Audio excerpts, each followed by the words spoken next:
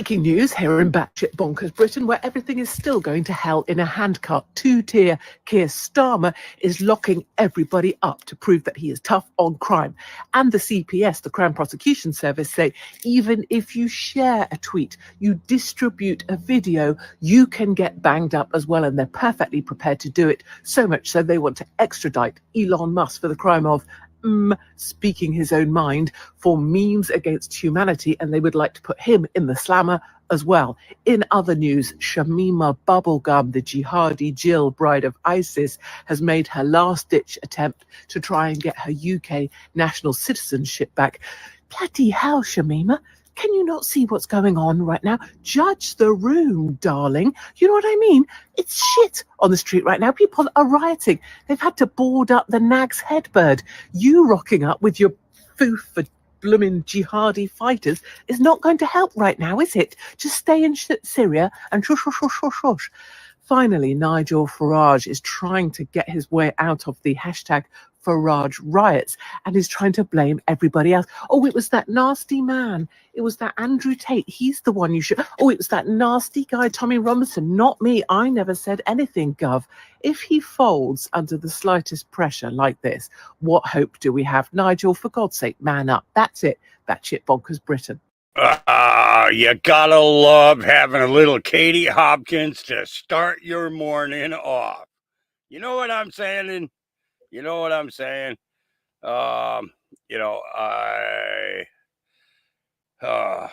Honestly, I'm not even awake yet. Really, seriously, you guys have no idea. I've been scrounging for information for the last hour.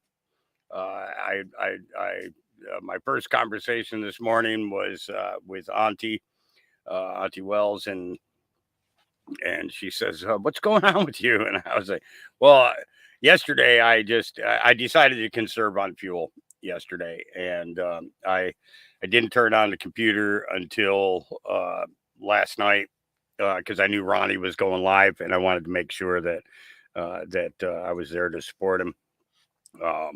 So I shut the generators down yesterday with gas at $6 a gallon. I have to be a little bit more conservative on fuel. It's gone down 76 cents though, so that much I can say I'm glad of that gas has gone down to $6 instead of $6.76. It's just ridiculous the prices that we're paying out here. And there's only one gas station to go to. It's not like we got a bunch of them to choose from. And the crazy thing is I was talking with the guy who was running to get the gas for me, and he was saying, it's cheaper in town. I says, yeah. I says, but how much is it going to cost you to drive into Salem? 37 miles into Salem and then 37 miles back. He says, yeah, I guess it kind of equals out to about, the same, so it's just, it was just cheaper for him to go in and hit the Safeway and get the gas there. The other thing is I tell them all the time, I says, when you do this, I said, take and use your Safeway card. And, so that, every once in a while, you can fill up your tank pretty much for nothing because of the fact that you're buying your gas from the place that you do all the shopping for the Instacart customers and stuff like that. It says, accumulate your points and fill up your tank every once in a while. And he hadn't thought of that before, and this is the fourth time he's come out. Him and his wife both come out generally because she loves to see the dogs and to see the puppies and stuff. And he said that he went to the gas station on Sunday, and when he put his card in, it said that he could get $1.90 off per gallon. And he was like, well, should I use it? And I'm like, he sent me a message, should I use it? I'm like, no. I said, leave it there. So he pumped up, he pumped up the cans that I sent with him to get filled up. And when he inserted his card again to put gas into his car, it asked him if he wanted to save $2.40 per gallon. And he messaged me again, and I says, no, don't use it yet. I says, you figure it like this. If I'm spending, $240 to $260 a week, I'm buying fuel, to run everything out here. I said, think about it like this. In another 2 weeks, that's going to have you down to the point where you're paying maybe $1 a gallon. Then you go ahead and use it. Or you wait an extra week and get your gas for free for that day. They got an SUV. When they bought it, they thought it was a big deal that they were going to save, they were going to save a whole lot. It's a hybrid, kind of thing. Not a Prius, thank God. Because I don't know how I would react if somebody pulled in here in a Prius. I really don't know. But he says economically, he says it was the worst vehicle that they've purchased in the 20 years of being married. And he says in town, he says he can put 5 gallons in his car, and by the time he gets done with his running around in town, that 5 gallons is gone. He's like, this is crazy. And it is. The way that these guys are doing this stuff is outrageous. So I want to start us off by brightening the day right off, because this was the first, I'm going to show you the first thing that came up on my feed today when I got online. And I mean, I have stuff before this, absolutely from getting on last night and searching through stuff. But this one particular one really stood out, and I was going to play that as the opening clip. And then I remembered that generally we don't hit around 200 people until about maybe 10 minutes or 15 minutes into the cast. And I wanted to make sure that there were as many people as possible here when I played this, because this is a game changer. Okay. And you guys will understand what I'm talking about as you listen to this. Well, actually, let me give you his name first. Joseph Rossi, either Rossi or Rossi. I don't remember how he pronounced it. And this is from down in Georgia. And take a listen, guys. Well worth the 8 minutes and 45 seconds. Absolutely 100% worth it. Yeah, here we go. Owes President Donald J. Trump an apology. President Trump has been indicted by Fulton County. May I remind you that Fulton County has been found to be in violation of election law, not once for the hand audit, but twice for the machine count. And now we can prove that they had intentional human intervention, which is the predicate for election fraud. You all know our case is SEB 2023, thank you, -25. In that case, you know that it involved 17,852 votes counted without ballot images. You also know that for the first machine count, 20,713 ballots were counted with what I like to call receipts. I guess the fancy word is tabulator tapes. And I always like to say you can't get out of Walmart these days without showing your receipt, but for some reason you can count 20,000 votes without a receipt. The last part of this complaint perhaps is the most concerning, because we've uncovered some recent information that makes it so. In addition to proving that 3,930 ballots were scanned and counted, I want to say that again, and counted. And I sure hope that Miss Charlene McGowan is listening. Miss McGowan, on May 7th, you and your team got up before the board and said, yeah, I think Mr. Rossi's right. These ballots were scanned twice, but we're not sure if they were counted twice. That is a lie. And we know that because the data that shows they're counted twice is on the cast vote records, and that is available to the Secretary of State's. Other experts know that those ballots were counted twice. Media sources know, I saw Mr. Nisi from the AJC just walk up here, and not to get him in trouble, but he recently reported he thinks they were counted twice also. And that's from the AJC. Sorry, Mark, if I'm going too far, just say, stop, Joe, you're going to get me in trouble. Okay, so they were counted twice for the second machine count. We know with certainty that this duplication of ballots was not, I want to repeat, was not an administrative error. And I'm going to demonstrate to you how we know that shortly. Rather, the duplication process was due to intentional human intervention. And I'm not a lawyer, but when I ran this by a few lawyers, they told me this is the phrase: intentional human intervention is the predicate for election, I'm going to use the F word, fraud. Okay, you're going to hear me say that several times. The heart of this presentation. I said that the ballots were tabulated twice, counted twice, and it was not done accidentally.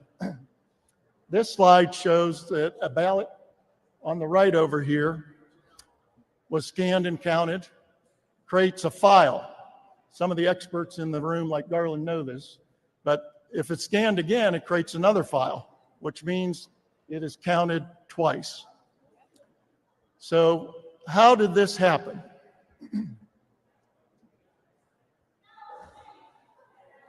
This is a very complicated slide that has taken months for technical experts to develop and explain. It's also very difficult to explain still.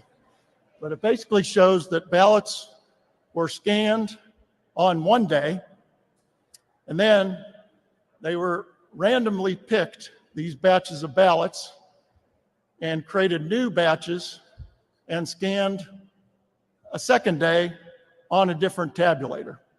So you probably can't understand this slide. So I'm going to show you how it was done very crudely, okay? All right. So on that first chair, you have a stack of ballots. You see them over there? Again, my props are not professional. I'm just doing what I can to get the message out. On the second chair, you have a second stack of ballots that were scanned, let's say December 2nd, Wednesday, when the midnight deadline was for doing the election recount. On the third chair, you have a third stack of ballots that were scanned on Wednesday. Now, someone or some group, I don't know who, but this is not accidental what they did. They went to one stack of ballots, randomly grabbed a few stacks from that,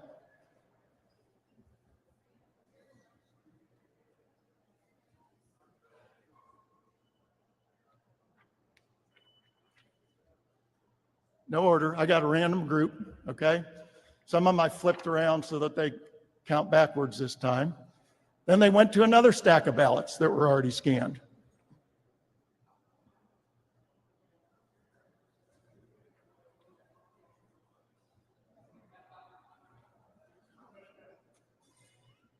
You notice I'm not necessarily picking them from the top, right? I'm just grabbing randomly. And one more time, I'll do it for example. They went to another stack.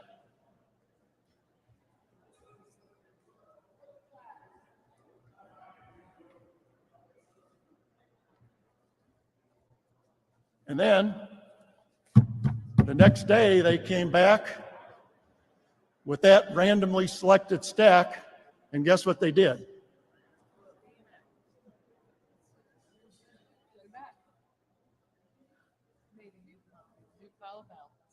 That last chair over there is a tabulator.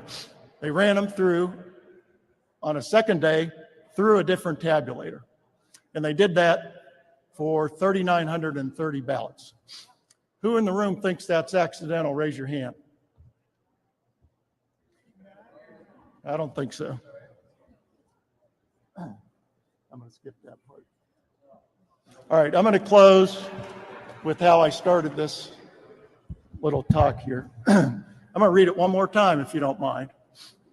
It says, in addition to proving that 3,930 ballots were scanned and counted 2 times for the second machine count, which was the certified count, we now know with certainty that this duplication of ballots was not a mere administrative error. Rather, the duplication process was due to intentional human intervention.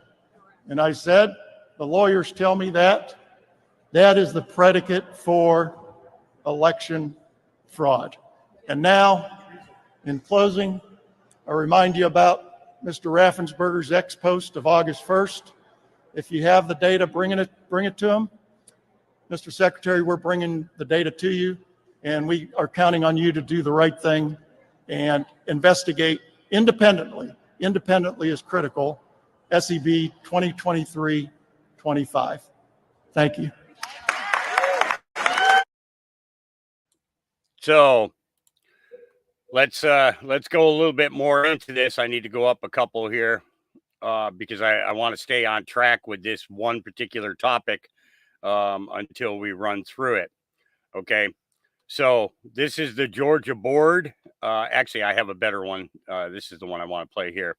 Here we go. We found 1.7 million missing original ballot images for the November 2020 election in 2021, when they were supposed to be retained under the federal and state statutes, which I showed.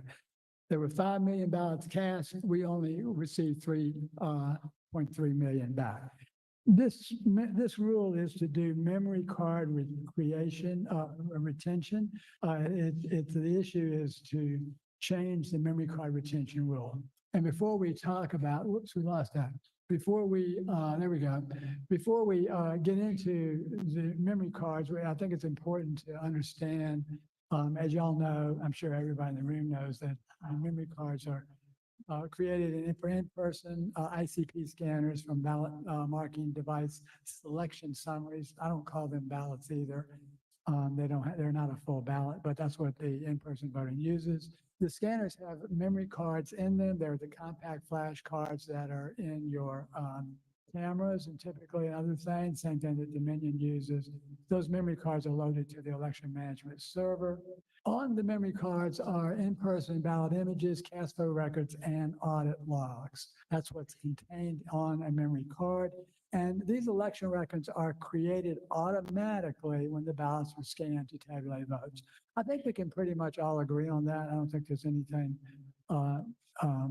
out of hand there. Absentee ballots are out of scope for this particular rule. So what's the problem and what's the solution? This is going to be very simple, like Member King's dad likes it.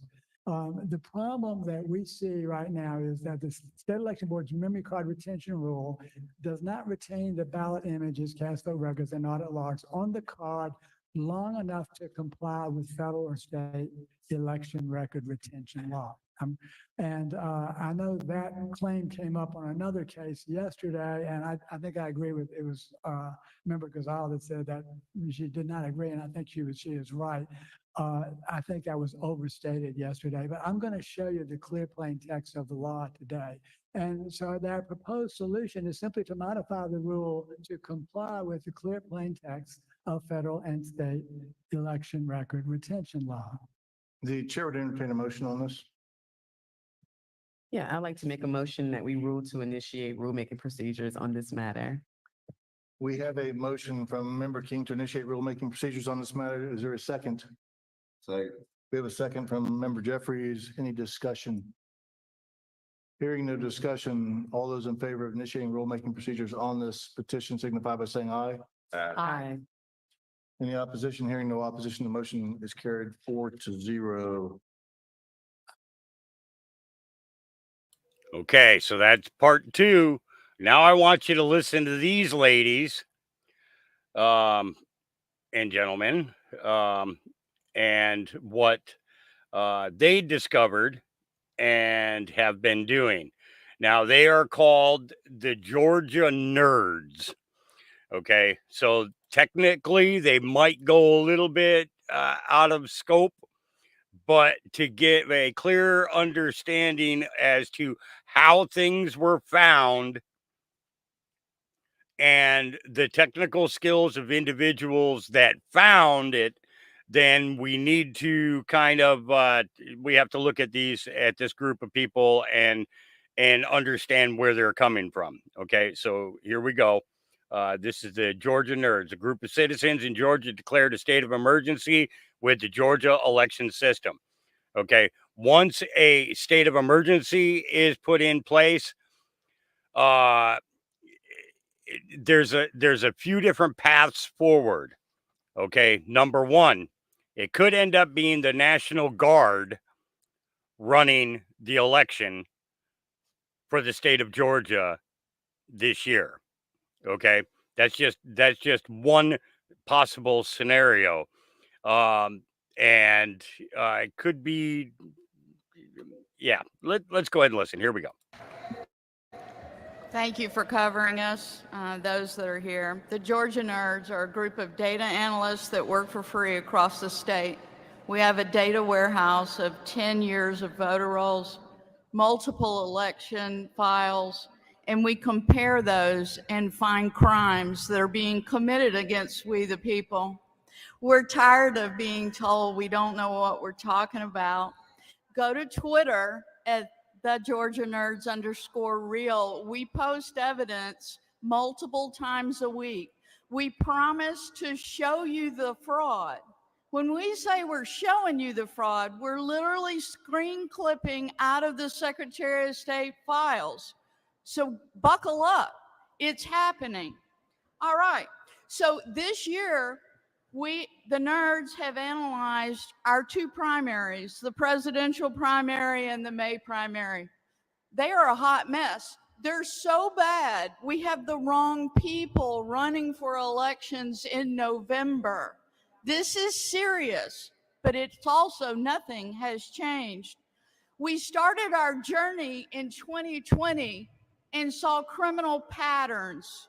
When crimes are not checked, crimes are committed over and over again. It's becoming easier for us because we take the same patterns we saw in 2020 and apply them to new elections. Nothing has changed. The 2024 primaries are ugly. I encourage you to go to Twitter and see the evidence for yourself. It's in all 159 counties. We like to pick on Fulton. They're low-hanging fruit. But what we found, it is in all the small counties as well. And many times the county official has no idea this is going on their dime. We have identity theft being committed against us Georgians via our own government. Did you hear me? The duplicate IDs that are being created are most of the time, 90% of the time, is coming from the Department of Driver Services. It's so bad this year. Duplicate IDs are being reissued for 1 month and then they get dropped off again. Well, what are those duplicates doing? They are double voting. Double voting in the last 2 elections are huge. Not only are they double voting them, they are taking that duplicate and voting you, and then you're over here voting, and then they swap them. So you thought you voted for Mickey Mouse, but really the record probably shows someone else. So we're seeing swap votes. We're also seeing the pattern of early voting and you're not in the absentee file. Well, that doesn't make sense.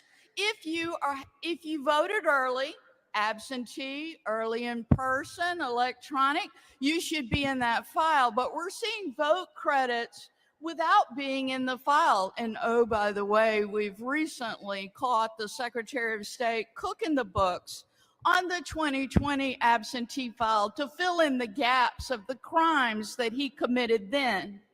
The crimes are unchecked. But what's really disturbing is today we heard a lot about machines counting our votes. No. How does a dead person that's been dead for 19 years show up in the file with vote credit as early in-person voting? How does that happen?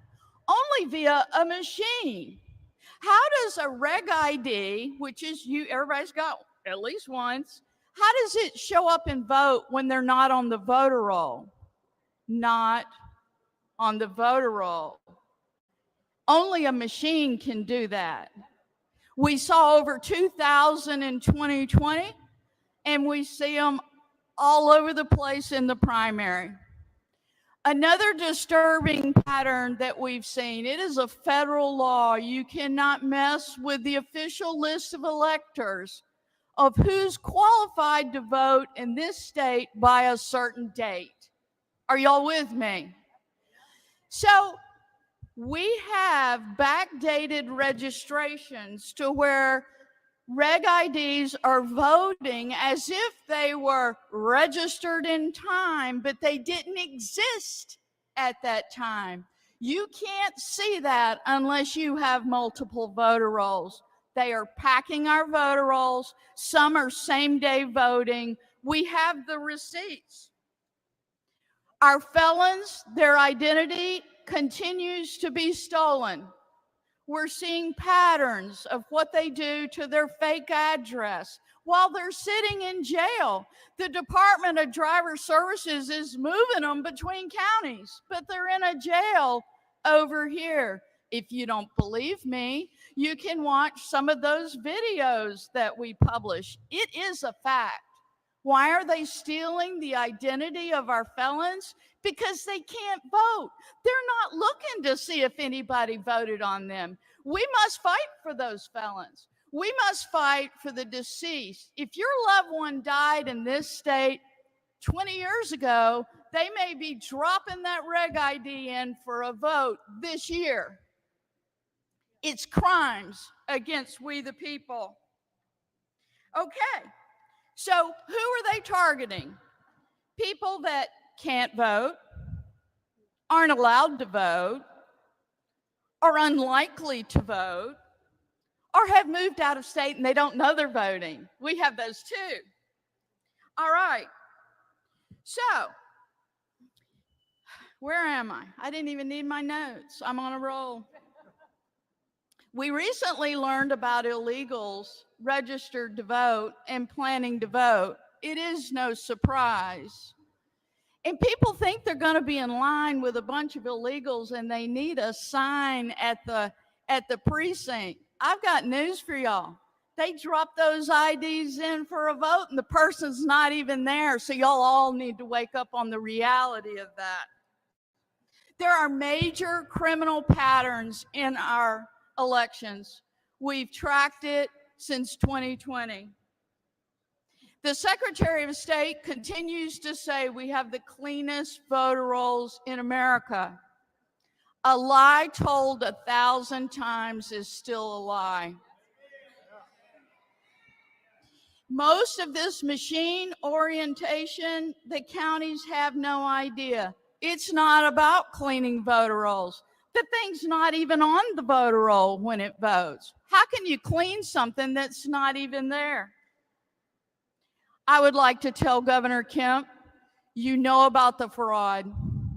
You've been given evidence of a lot of the election fraud. You've been given evidence of the 2020 audit that never occurred, and you've done nothing.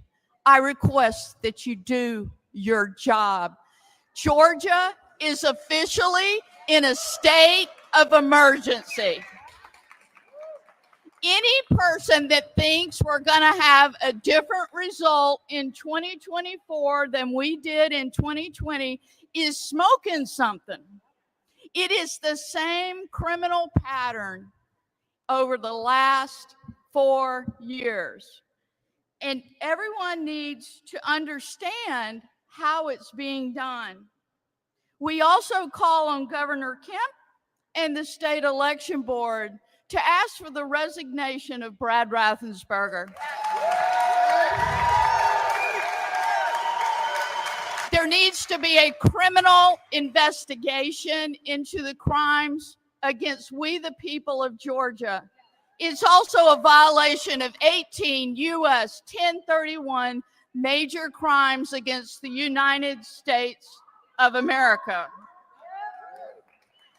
I'm done. Follow us.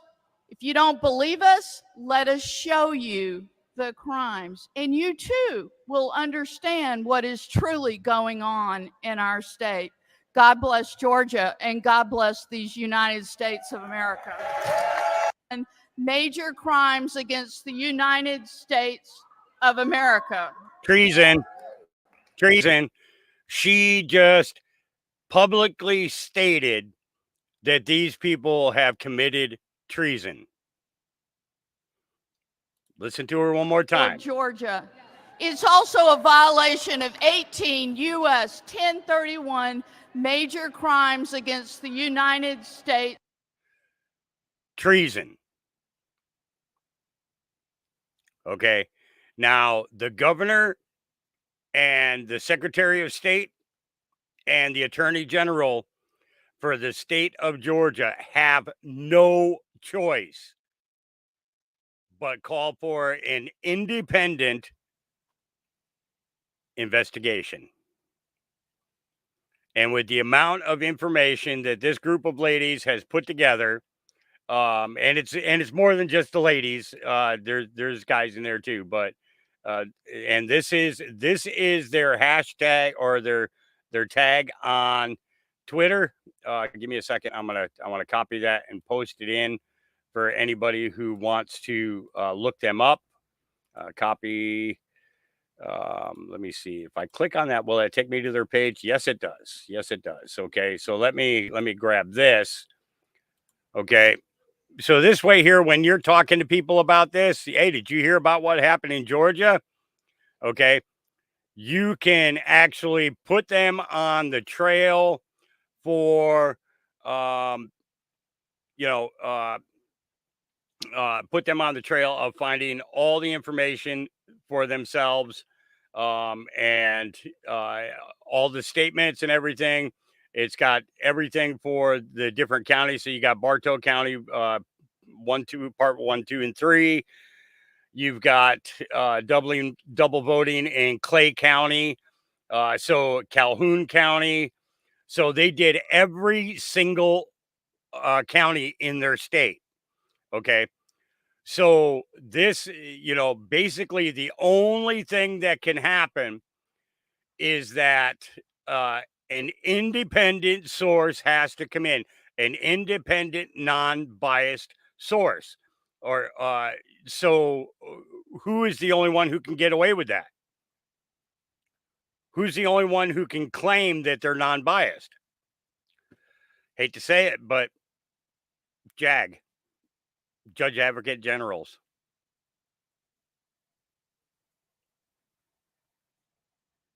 Okay. There's no other way around it. So all their information is here on the page there. Okay. And I just dropped their link in. If somebody could pop that over to did I put it in chat? I don't know if I put it in. Let me do it again just to make sure. If somebody could grab this link and drop it over on the Facebook side, that would be awesome. Those of you that are on the X side, it is GA Nerds _real. The GA Nerds _real. And I don't even mind if you leave the podcast to go and get a follow on them. Actually, I think I can Let me see. I think I can have 2 X windows open at the same time without a problem. Can I? It's a little slow, but oh, actually, I should have just clicked this right here because it's right there. Okay, I'm gonna drop their link in here, and give them a follow, and start following their information. You know, there's no better way to have a discussion with somebody than to have hard evidence at the same time. Okay, because when you have hard evidence, you're proving the truth. Okay, and you might just change somebody's mind about what they're seeing.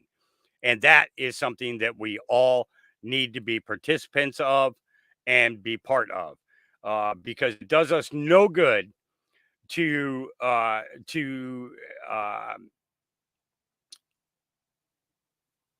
here, let's clear our minds for a second. We're going to clear our minds for a second here. I thought you guys would like this.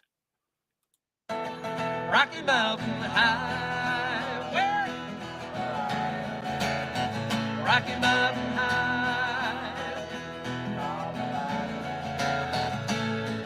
He climbed Cathedral Mountains, saw silver clouds below.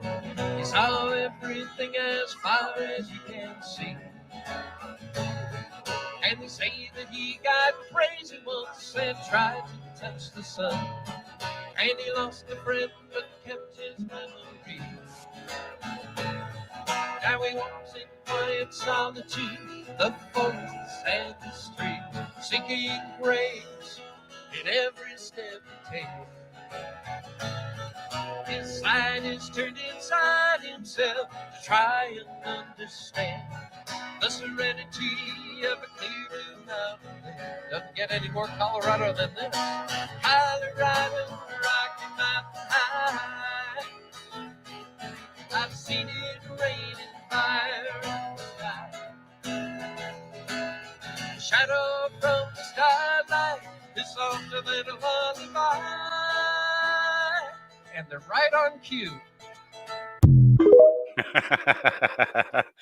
I thought that was cool. That was actually the second thing that I saw this morning in my feed, and I had to play it when I saw the elk in the background. I turned on the sound and pretty much went from there. And you know, the guy's not John Denver, but he did a dang good job with the song. You know, and I'm going to tell you, in the future,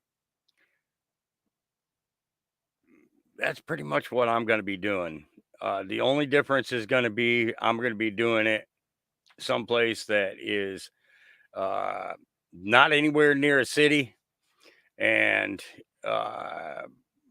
probably a bunch of you are going to be sitting around and enjoying the time that we're going to end up sharing at our mustard seed gatherings that are going to happen in the future. And let me tell you, they're going to happen. And things are going to happen. And yeah, it's going to be something else. Why do I say that? Well, because I've dreamed about it. I've already seen where it goes from here. We just got to get through this. And then the world changes for every single one of us in many, many ways.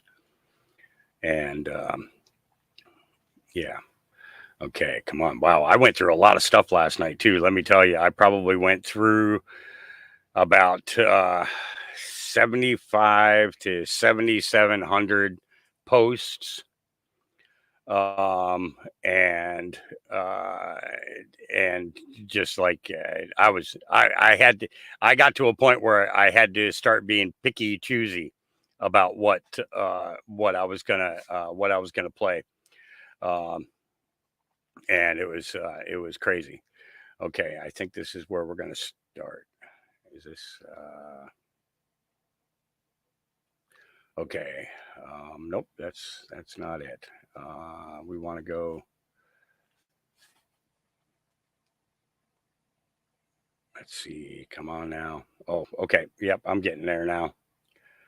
There we go.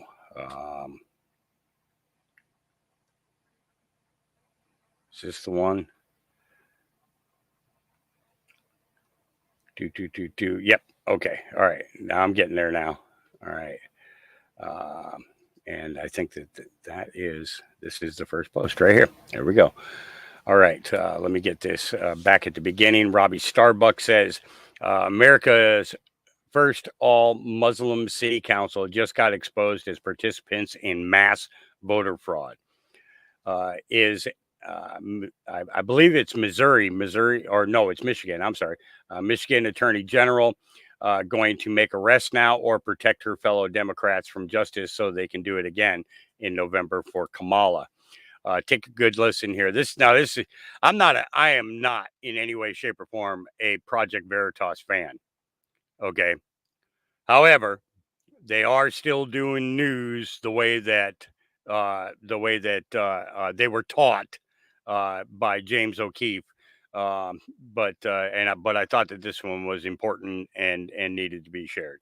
So here we go. I hope with all the shit going on with the all Muslim council, whatever here, that there wasn't hanky-panky in that election. Absolutely there was. The absentee ballots are being filled out in people's dining rooms by the candidates. These guys go door to door and they take people's ballots. They pull them and they give them their ballots over. Bangladeshi started doing it. Oh yeah, they started before the Yemeni. They go around the neighborhood with the AB applications and they have people sign the application. Then the candidates drop them all off at City Hall. Then they know when they go out, they go back to the person's house and say, sign the envelope, give me the ballot. They were harvested. And they did. Project Veritas journalists have been on the ground in the city of Hamtramck, Wayne County, Michigan. Hamtramck is Michigan's most densely populated city. It's also the only Muslim majority city in America, and the first city in America to have an all-Muslim city council and a Muslim mayor. That would be crazy, though, if like all this bullshit happened and they cheated. Yeah, I mean, it's gonna happen.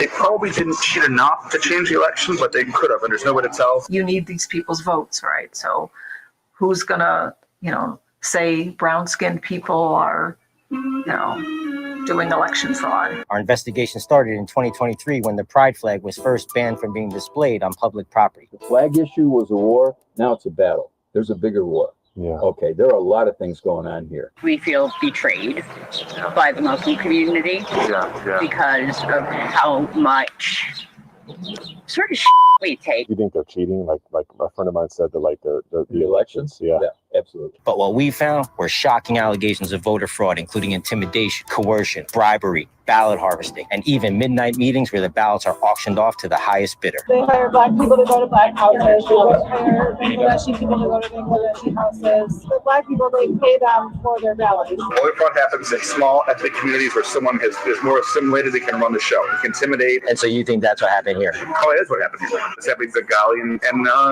So then they get together late at night. They joke and they call it like the midnight meetings. And then they auction them. They bid for them. They auction for ballots. Yeah. Then they auction them. Did you hear that? Did you ever feel like you were ballot harvested out of office? Oh yeah, absolutely. I'm absolutely positive that happened. We know who's doing it, and there's a attorney general's office. I got 3 people busted back in 2013. I know that there's an investigation going on. Nestle's been involved, and I think the feds are involved. You say the authorities, either the feds or whoever investigating the city council. Well, that's good. Yeah. That's good. Investigating voter fraud.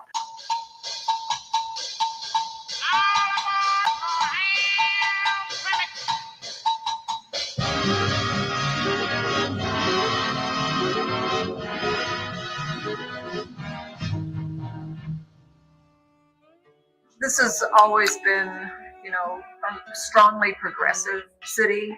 It's like we've welcomed everyone here, even those who, would not have welcomed us necessarily. Right. I mean, if the roles were reversed. Yeah. The council. And the roles have been reversed. Meet Karen Majewski, who served as Hamtramck's first woman mayor from 2005 to 2021, the year she was defeated by her Yemeni challenger Amir Ghalib, who himself was historically swept into office as Hamtramck's first Muslim mayor, along with America's first all-Muslim city council. As the consequences of those elections continue to be felt, locals now fear their once welcoming LGBTQ sanctuary may be lost forever due to the policies of their newly emboldened all-Muslim leadership. Is the council so far remaining moderate? Because the Bengali... No, they are not. They are not moderate. The newest thing is on Tuesday, they passed a resolution divesting of all investment in Israel. Breaking news right now out of Hamtramck. City Council amended a resolution that would ban the pride flag from being flown on city-owned property. Palestine Avenue. It's the new name for Holbrook here in Hamtramck. That's the Islamic call to prayer. It blasts out 5 times a day throughout the streets of Hamtramck, Michigan. Hamtramck residents are sounding off after City Council passed an ordinance allowing religious animal slaughter. We're kind of a bellwether here for the whole process of immigration and accommodation and cultural diversity that really is the future of the United States. Majewski's been featured on CNN, Fox News, PBS, and others, but only Project Veritas undercover journalists captured on camera her never-heard-before allegations of voter fraud within the Bangladeshi and Yemeni communities of Hamtramck that threatens free and fair elections now and in the future. We have a serious, I mean that's been going on for 20 years, basically, absentee ballot problem. Here. Oh, yeah. And, it's been investigated. The government won't touch it. And there's, heavy duty, those absentee ballots, again, this is another thing that you can't say out loud. Right? The absentee ballots are being filled out in people's dining rooms by the candidates. They sit around the kitchen table and they, and then, yeah, it's complete. Yeah. Oh, yeah. They fill out the ballots. Yeah. The Bangladeshi started doing it. Oh, yeah. They started before the Yemeni. So now you have a little competition within the two groups to ballot. Absolutely. We call it's ballot harvesting. I mean, I call it ballot harvesting if they're not out loud. But yeah. Who are the ones that are doing it? Hassan? I met Hassan.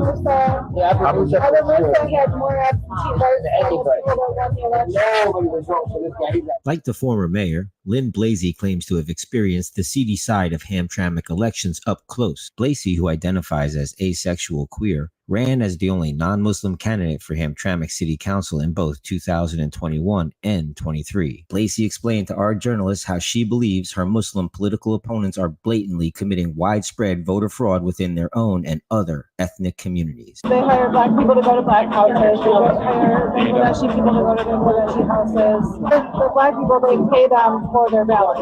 They strategically choose people that, they target families that don't care or don't know the voting process. Yeah. So newer immigrants that just don't know. Blasey singled out and accused longtime incumbent city councilman Muhammad Hassan, who is currently running for Wayne County Commissioner, of illegally harvesting votes. He's been on the council for 12 years. So he knows what it takes to be on council, but he also cheats. He cheats in what way? He harvests votes.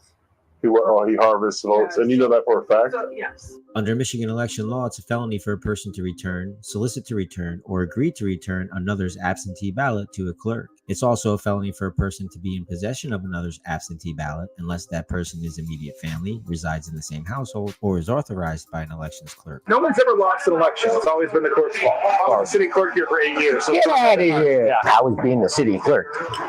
And it's elections of shit, man. That's a hard part. Yeah, right. It's crazy these days to think everything you do is hard. This is August Gishlag. August is a Michigan State certified election official currently serving as the city clerk at the city of Fraser. August also served as the Hamtramck city clerk from 2013 to 2021. How many years were you? 8 years? 8 years here, 2.5 years in another city. Now I'm in 2 weeks in Fraser, just starting. I worked for congressman, worked for senator. Nice. Been doing elections all my life. Mr. Gishlag provided Project Veritas with expert insight into voter fraud and how it's been going down in Hamtramck for decades, revealing to our journalists that members of the all-Muslim City Council are currently under investigation for these very illegal activities. And then you guys never have any problems like with too many mail-in ballots or anything like that? Oh, yeah. But they're actually in investigation now. It's not too many mail-in ballots. It's these guys go door to door and they take people's ballots. They bully them and they give them their ballots over. It only happens in ethnic communities.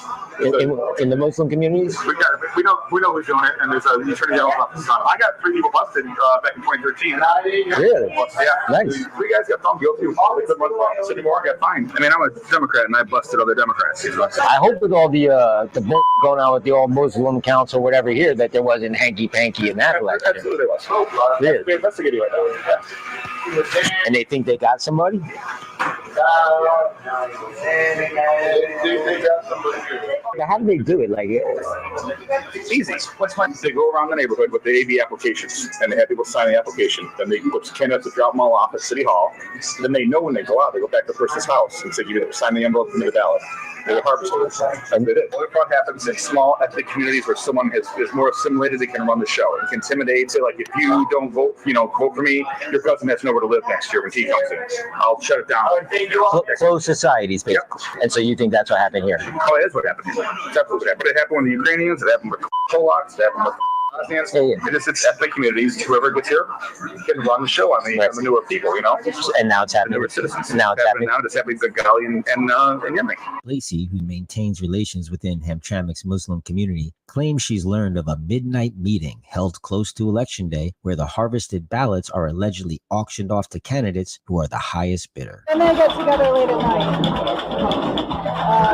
They joke and they call it like the midnight meetings. The midnight Meetings, I guess. So then they auction them. They bid for them. And you know this how? You heard like Bits and pieces from lots of different people. they auction for ballots. Yeah. People who have participated in that late night auction before and have been in the room when it's happening have told me about it. Wow. Given the information we received, our journalists arranged a late night get together of their own with Councilman Abu Musa to warn him that word of the midnight meeting and allegations of voter fraud had come to light. Musa never disavowed the midnight meeting and actually claimed Councilman Hassan admitted to him and others that he paid for 300 ballots in 2023, seemingly confirming Lacey's allegation. Brother Musa, I got to tell you, I'm very nervous about this. You're not going to shoot me, are you? No, don't worry, man. So basically, what she's saying is that, what I was told is that Hassan is mad at the mayor for making you mayor pro tem, and that he wants to expose the city council members and the mayor for doing stuff with ballots. She's saying they get black people, that Hassan was saying that they get black people and they pay them $20 or $30 for their ballot.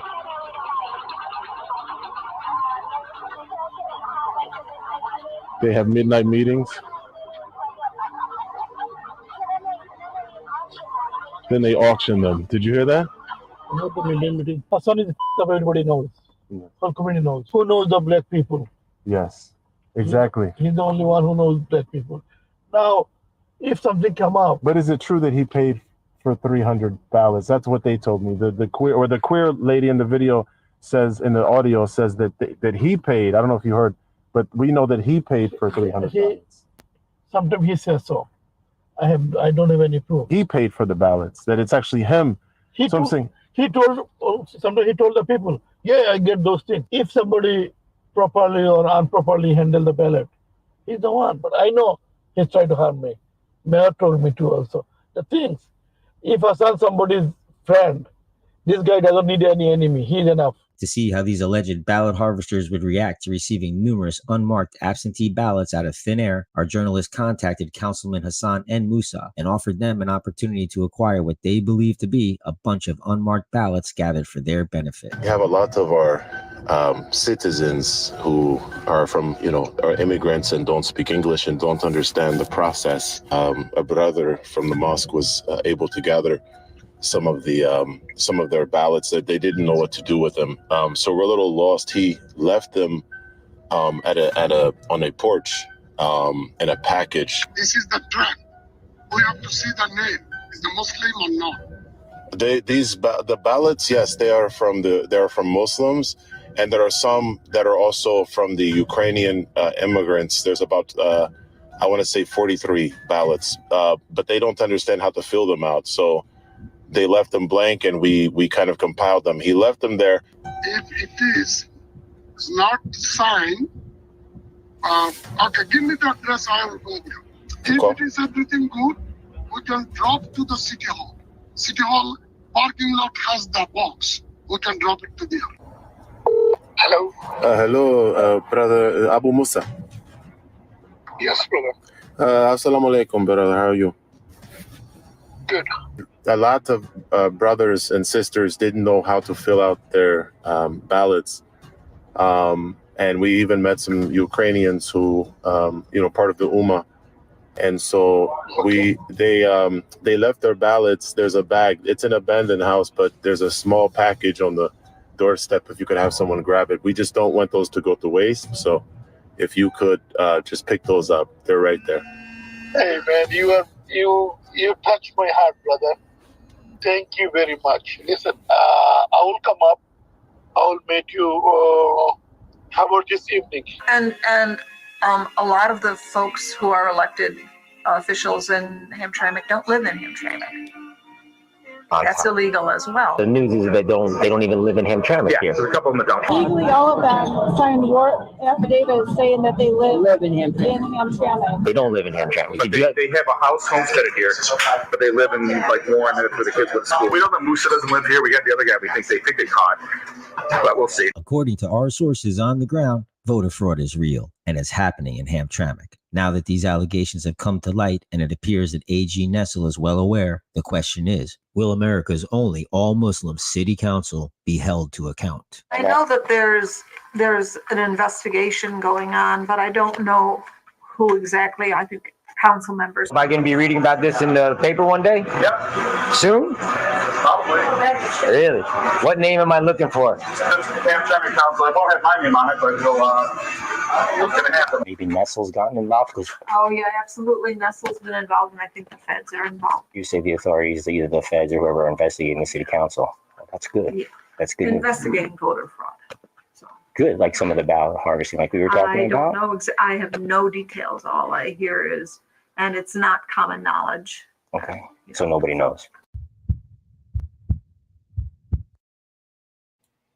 Yeah, interesting, huh? You know how all these things are coming out now. Breaking: Biden's economic advisor steps down in the middle of the market collapsing. This movie is hilarious. Here we go. A statement from Joseph Biden. Let's see. Open the image in new tab so we can read it. All right. Statement from President Joe Biden on Gene Sperling. When I took office, our economy was reeling. A pandemic was raging, and hundreds of thousands of small businesses across the country were at risk of shutting their doors. Having run Recovery Act implementation for President Obama, I knew I needed an American Rescue Plan coordinator with the expertise and experience to hit the ground running. I'm glad I picked Gene Sperling. Gene joined my administration as the only person to have ever directed the National Economic Council under two presidents and has helped me execute a rescue plan that has led to one of the most equitable and resilient economic recoveries ever. Wow. Okay. Yeah. I don't even think I want to continue reading because I don't want you hearing lies, but we got to go by what he says, right? His work helped nearly 40 million working families get unprecedented child tax cut relief, and over 8 million renters get emergency assistance to help keep their families housed. Under Gene's leadership, the American, so 8 million out of 330 million, and 40 million working families. So that's 48 million out of 330 million people. All right. I'm just going to stop there because I can't listen to this guy's bullshit. But he's not there no more. He's gone. He's hasta la vista. See you later, baby. All right. Did you know that Google can listen to your conversations? Oh, boy.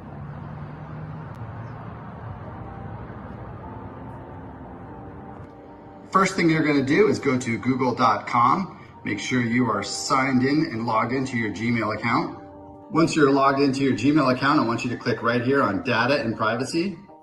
Once you've clicked on Data and Privacy, you're going to be right here. I want you to scroll down to where you see History Settings, and I want you to click right here on Web and App Activity. Now that you're in here in Web and App Activity, these are the boxes that I want you to uncheck. These will keep Google from spying on you everywhere you go on the web. So we're going to uncheck these and scroll down, and now I'm going to hit pause. And you're going to do that for all 3 of these boxes.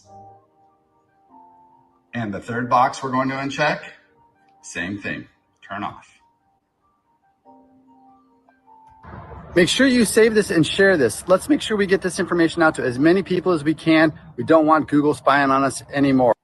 All right. And that's at the 1 hour and 4 minute mark of today's podcast. Okay. So if you need to get those instructions while you have your stuff open, you can go back and watch this again and play it. But most phones come with Google.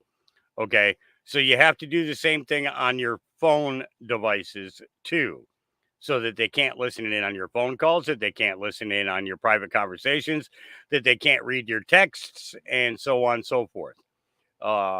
So that's just giving you a heads up, right? Okay. All right. Concerned citizen says, am I going to be locked up for the night? Do I need to bring my medications? Here we go. Okay, so What do you mean I can't have any alcohol? okay, well I'll tell you. Okay, the time's 20 to 3, 14:40. I'm arresting you on suspicion of improper use of the electronic communications network under Section 127 Communications Act. Okay, so you do not have to say it. It may harm your defence if you don't mention one question, something which later are in court. Anything you do say may be given evidence. Do you understand that? So I'm actually being arrested. You're going to be arrested, okay? Right. So you up to the police station. Right. You, okay, this is in relation to some comments that you've made on a Facebook page. Okay? Oh, really? Oh, it's a Facebook crime, is it? Okay. Right. So we need to ask you some questions about that. Right. Have you got anything in your pockets, I've got my keys.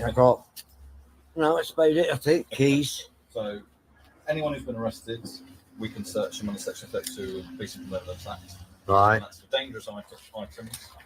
I mean, you said I was going to be arrested under some what information? But I'm going to be arrested for posting on Facebook. Some comments that are offensive, obscene, and people have made a complaint about that, and it's.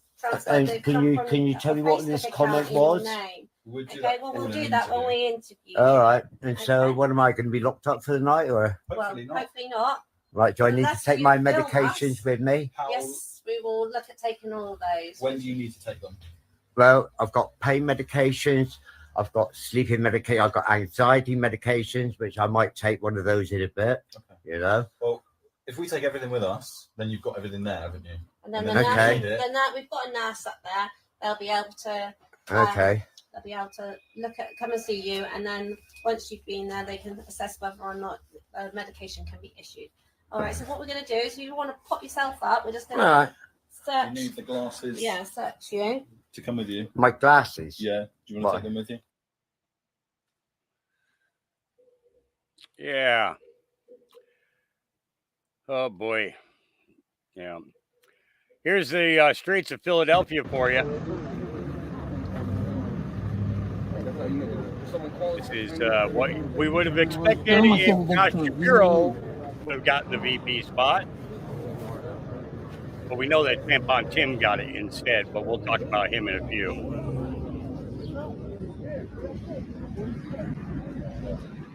Now, this is very reminiscent of the song done by Bruce Springsteen, The Streets of Philadelphia. Do you remember that? When they did the movie with Tom Hanks there. I don't remember what it was called, but where Tom Hanks had AIDS.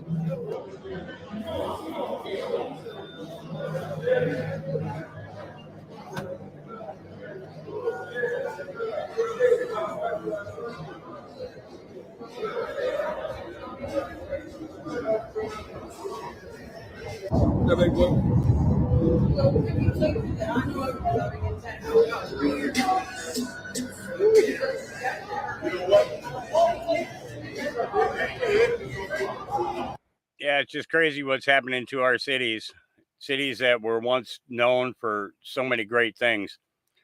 All right, Turning Point UK posts gangs of Muslim Defense League thugs roamed the streets attacking Britons at random because two-tiered Keir made working people a legitimate target.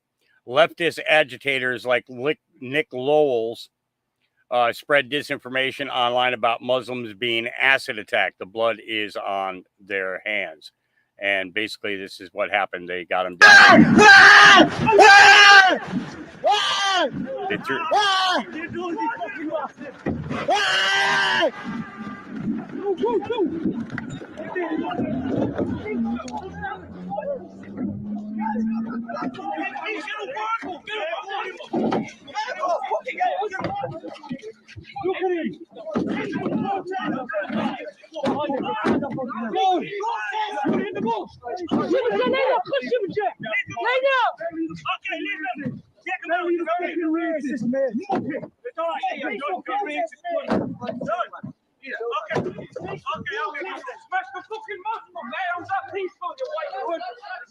Fuck you, Malaga. And that guy just poured acid on him and walked away. You know, yeah, it's getting ridiculous over there. All right, update: Trump assassination attempt. Holy shit! Here we go. They saw a guy with a rifle. That should be good enough, shouldn't it, to scream, Not in the state of Pennsylvania, Harvey. You're in an open carry state, allowed to carry a gun outside of a secure spot inside of a zone and walk around. Why does the shooter have to literally get to the point of pointing the gun at the former president before they realize it's a threat? You want me to just shoot him because he's got a gun? If there's a gun and a guy on a roof and he's not a police officer, to me, the common sense thing is scream, get Trump on the ground or get Trump out of here now. That's what I would think somebody would scream. It just seems common sense to me. But I think in the world of safety and protection, you have to take in a lot of stuff, digest it, and assess it in seconds or a fraction of that and make a decision. How do I know factually, intentionally, what you are getting ready to do? I don't. If you had killed that potential shooter, because that's what it would have been at that time, then you can be able to stand up in court and not be crucified and sent off to jail for a murder, not an attempt, a murder, because you have no proof that that was what he was getting ready to do. Was it a failure? No. I understand the tragedies that occurred at that site with somebody dying and losing their life and the injuries, but a protectee of the United States Secret Service is alive. At the end of the day, that's a win. Yeah. Interesting. All right. I already played that video for you. All right. Here's Jamie Raskin. Tom Fenton says dangerous. Chuck Costello says breaking. Jamie Raskin claims Congress will stop Trump on January 6, 2025 and create civil war conditions. Here we go. What can be put into the Constitution can slip away from you very quickly. And the greatest example going on right now before our very eyes is Section 3 of the 14th Amendment, which they're just disappearing with a magic wand, as if it doesn't exist, even though it could not be clearer what it's stating. And so, they want to kick it to Congress. So it's going to be up to us on January 6, 2025 to tell the rampaging Trump mobs that he's disqualified. And then we need bodyguards for everybody and civil war conditions, all because the 9 justices, not all of them, but these justices who have not many cases to look at every year, not that much work to do, a huge staff, great protection, simply do not want to do their job and interpret what the great 14th Amendment means. And I'm glad that Sherilyn's creating her new center so we can bring that. Yeah. So Raskin's already got plans on trying to derail Trump from getting back into office, but we know that's not going to work. All right. The stock market is crashing. The U.S. generals are preparing for war with Iran. A dementia patient is in control of the nukes. Trump was almost killed 3 weeks ago. And where is Congress? On vacation until September 9th. They don't care, though. Look at all of these reps who are getting rich off the soaring Lockheed Martin stock.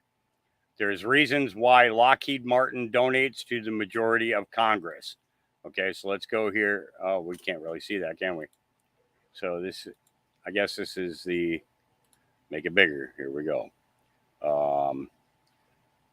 Okay, so this is Lockheed Martin Corporation Employees Political Action Committee, FEC, and here's their code number. All right, and these are contributions to candidates and committees, 266,000, and these are all the different committees that they're going. So you look here and you see all the people. You got Republicans and you got Democrats. You got them both. You got red and blue. All right, they got their names there listed and how much they got. Yeah, crazy, huh? Yeah, let's go to the second one here. And then this is where their stock's at. Their stock went from around $425 per share at the max, all the way up to $548 in August. So between April, June, it stayed right around 450, 460. Now it's up to 548. Let's see how many of them end up selling their Lockheed Martin stocks and making bank. All right. This lady asked veteran Larry, and the only reason that I'm not saying the person's name, okay, so it's the 1776 posted. This lady asked veteran Larry how much food stamps he gets because an illegal left a receipt in the store. At the bottom of the receipt shows 13,500. Well, let's take a listen to what Larry had to say. A migrant, okay, an immigrant, left a receipt in the store. And you know how I got the food stamp remaining balance at the bottom of the receipt, right? 13,500 with a $5,000 cash, Larry. Okay. Migrant, somebody that's not from this country. Now, you are a veteran and you've also served this country, correct? Correct. Now tell these fucking people, okay, after I just said they left the receipt with a $13,000 food stamp balance. Tell these people, as a veteran that served this country, right? Tell them how much food stamps you get in a month. $23. $23. 23, not 2,300. $23. Not 230. How much you getting in food stamps a month? $23 a month. $23 versus a person that's not even from this fucking country versus a person that did not serve this fucking country. $13,000. They said it was on that receipt. $23. And you fighting to get your what? 100. Your 100% from the VA. From the VA. He can't even get it. Fight. America, you should be a fucking ashamed of your Fight goddamn for my self. 100%. You should be ashamed of yourself. See if Kamala gonna fix that. Here, this man is a veteran, okay, fighting for his 100%. He done fought for this country, and he get $23 worth of food stamps every month. And then they done found a damn receipt of an immigrant, a migrant, getting $13,000 a month, Larry. Not every 5 months, not every year, a month. Is it not a slap in the face? Slap me in the face. But that's sad. Fighting for this country ain't even worth it. Nope, it's not. No. You got it, roll with it. It's fucking sad. Yeah. Yep. I know. Boy, do I know. All right, here we go. History in the making. Of what some would call history in the We've making. never been- Don't say We have that. never been down 1,000 points ever, not even intraday on the NASDAQ. Is that true? That is true. Okay. Down 6% right from the get-go. This is heavy big tech. Here we go. Look at them go down. Microsoft is down $20. That's 5%. Alphabet, 5%. Meta, 6%. Amazon, 6%. Apple, 9% down. Let's pull out Apple. This is interesting. A question for you. History in the making. Of what some would call history. Yep. Never before happened. Never before happened. All right. The end is near. Buckle up, buttercups. It won't be for everybody. Let's see what he's got here. So this is Sir Oliver, and I can't read that because it's too small. Give me a minute here because I know he's not reading it. All right. So post number 97, game theory. Define. Why is this relevant? Moves and counter moves. Who is the enemy? False flags. Shooter identification, shooter history, shooter background, shooter family. MS-13, define hostage, define leverage. MS-13, shooter, family, hostage, force, narrative, race, background. Why is this relevant? Flynn? What is Flynn's background?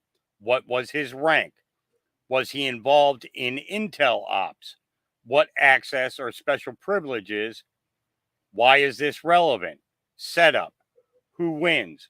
Who becomes exposed? Who knows where the bodies are buried? Who has access? What is MI, military intelligence? Who was part of military intelligence during Barack Obama term? Who was fired during Barack Obama term? Why is this relevant?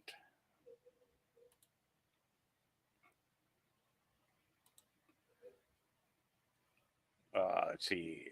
Setup. Who wins? Who becomes exposed? Who knows where the bodies are buried? Who has access? What is military intelligence? What is part of military intelligence during Barack Obama term? Who was fired during Barack Obama term? Why is this relevant?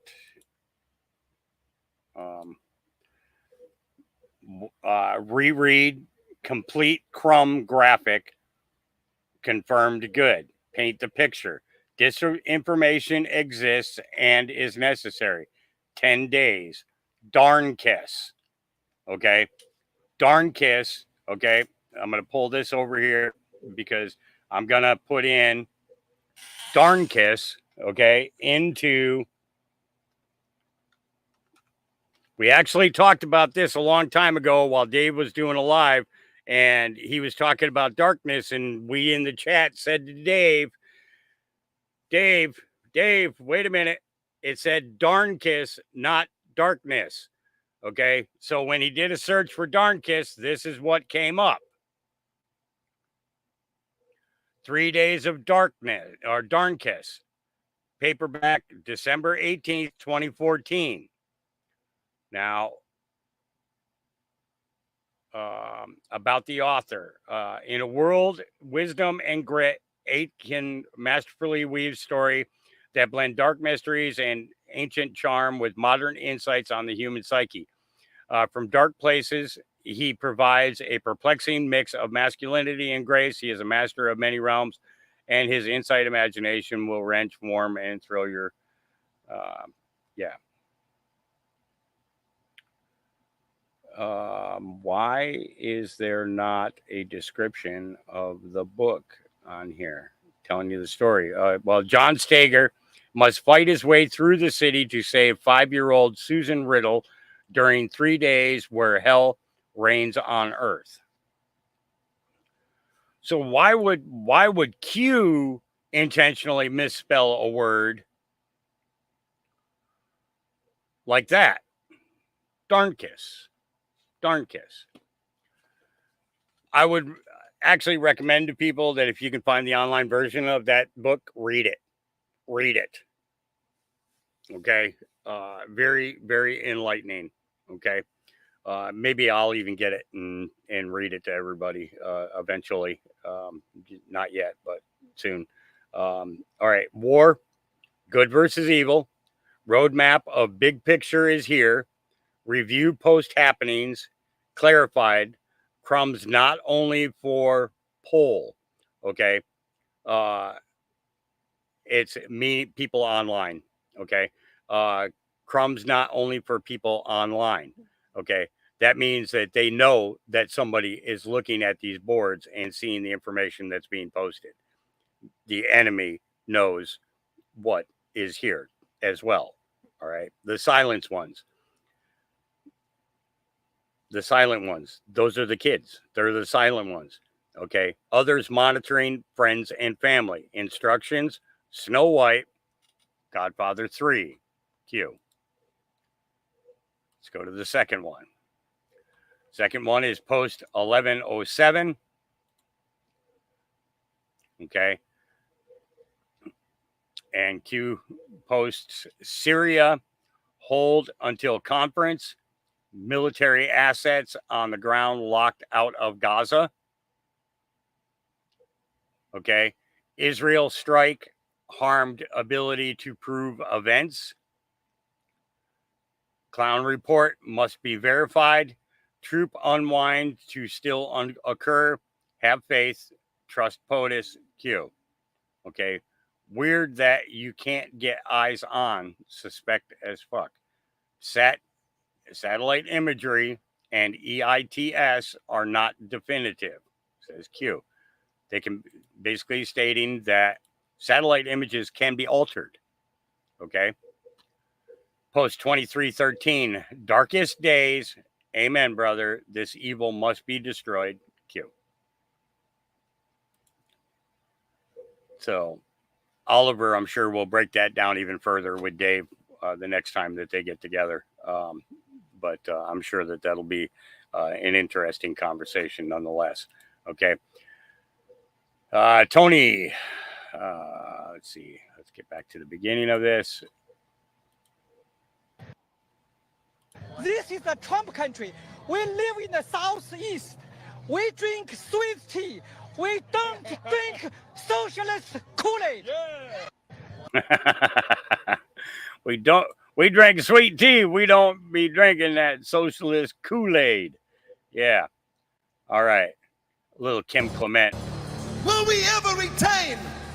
Will we ever get back what we once had?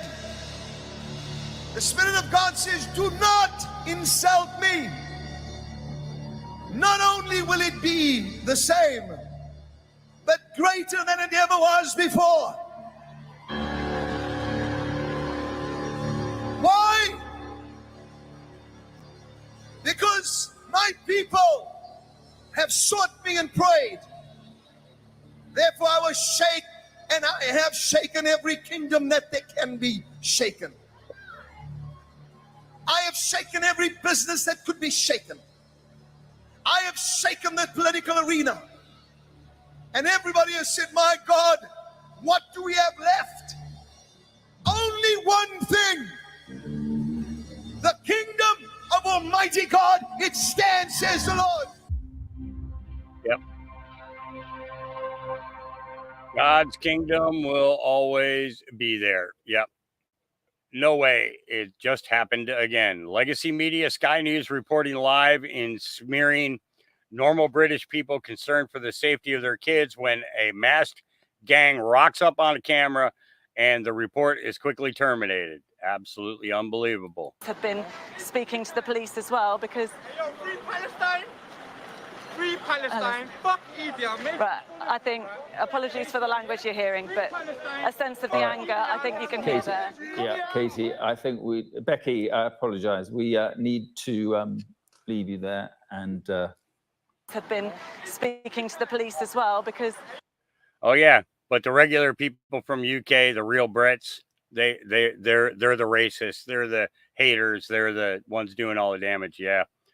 This all pans out and not a single American voted for Kamal. Here we go. Oh my God. I just woke up. Hello. I just woke up. Do you mean... Hi, Cammy. Cammy Shammy. I love that you chose the whitest dude, first of all. Diversity for you. Next, you chose the guy that put tampons in boys' bathrooms? Sounds about right. You chose the guy that let his city burn during the riots. Sounds about right. You chose the guy that is letting illegals get driver's licenses so that they can register to vote. I mean, this all adds up to me. Oh, God. Oh, first day back and so much. So much. He just got back from vacation. Yeah, conservative ant. All right, here's some shipwreck. Is he saying that Biden is going to take back the nomination for the Democratic Party? Listen to this. What are the chances that crooked Joe Biden, the worst president in the history of the U.S., whose presidency is unconstitutionally stolen from him by Kamala, Barack Hussein Obama, crazy Nancy Pelosi, shifty Adam Schiff, crying Chuck Schumer, and others on the lunatic left, crashes the Democratic National Convention and tries to take back the nomination, beginning with challenging me to another debate. He feels that he made a historically tragic mistake by handing over the U.S. presidency, a coup, to the people in the world he most hates, and he wants it back. Now, if I've learned one thing from doing all of this is that Donald Trump is very meticulous actually about what he tweets out. There are reasons that things are spelled differently. I don't know that I fully understand it. I've never really deep dove into it, but I know that there are people that do, and they do a really good job. I also know that he doesn't tweet stuff out unless he knows something that we might not. Democratic National Convention is Monday, August 19th through Thursday, August 22nd. So he is saying, what if, or he think, I don't know, Biden's, what is Joe gonna, I mean, what's Joe really gonna crash? Is he gonna come busting through the doors? Who? His wife and his kid? He's gonna get up there and fumble and mumble and be like, give me, and they're just, I don't see how that could happen. It just made merch. And so if that happens, that's gonna fuck everything up for him. Why would he post something like this? I mean, we all know it was Jill that was in charge, right? Could Jill, I mean, is she gonna push that old man up there and be like, go get it? If it does happen, like Jumanji, right? We just keep reaching different levels. It's probably fine. All right. Nice one there, Shipwreck. Yep, absolutely. All right. VP candidate Tim Walz. All right, here we go. So, newly minted vice presidential pick Tim Walz, who's the governor of Minnesota, is being put on blast for stolen valor and leaving his unit hanging when they got the order to deploy to Iraq. He declined to deploy with them, okay? So this is from an article that came out in the West Central Tribune in 2018. This article was authored by people that served with Governor Tim Walz that were putting him on blast for basically stolen valor and leaving his unit hanging when they decided they were going to deploy to Iraq. Okay, I'm going to read you the first sentence of this. We, retired Command Sergeant Major of the Minnesota National Guard, feel it is our duty and responsibility to bring forth the truth as we know it concerning his service record.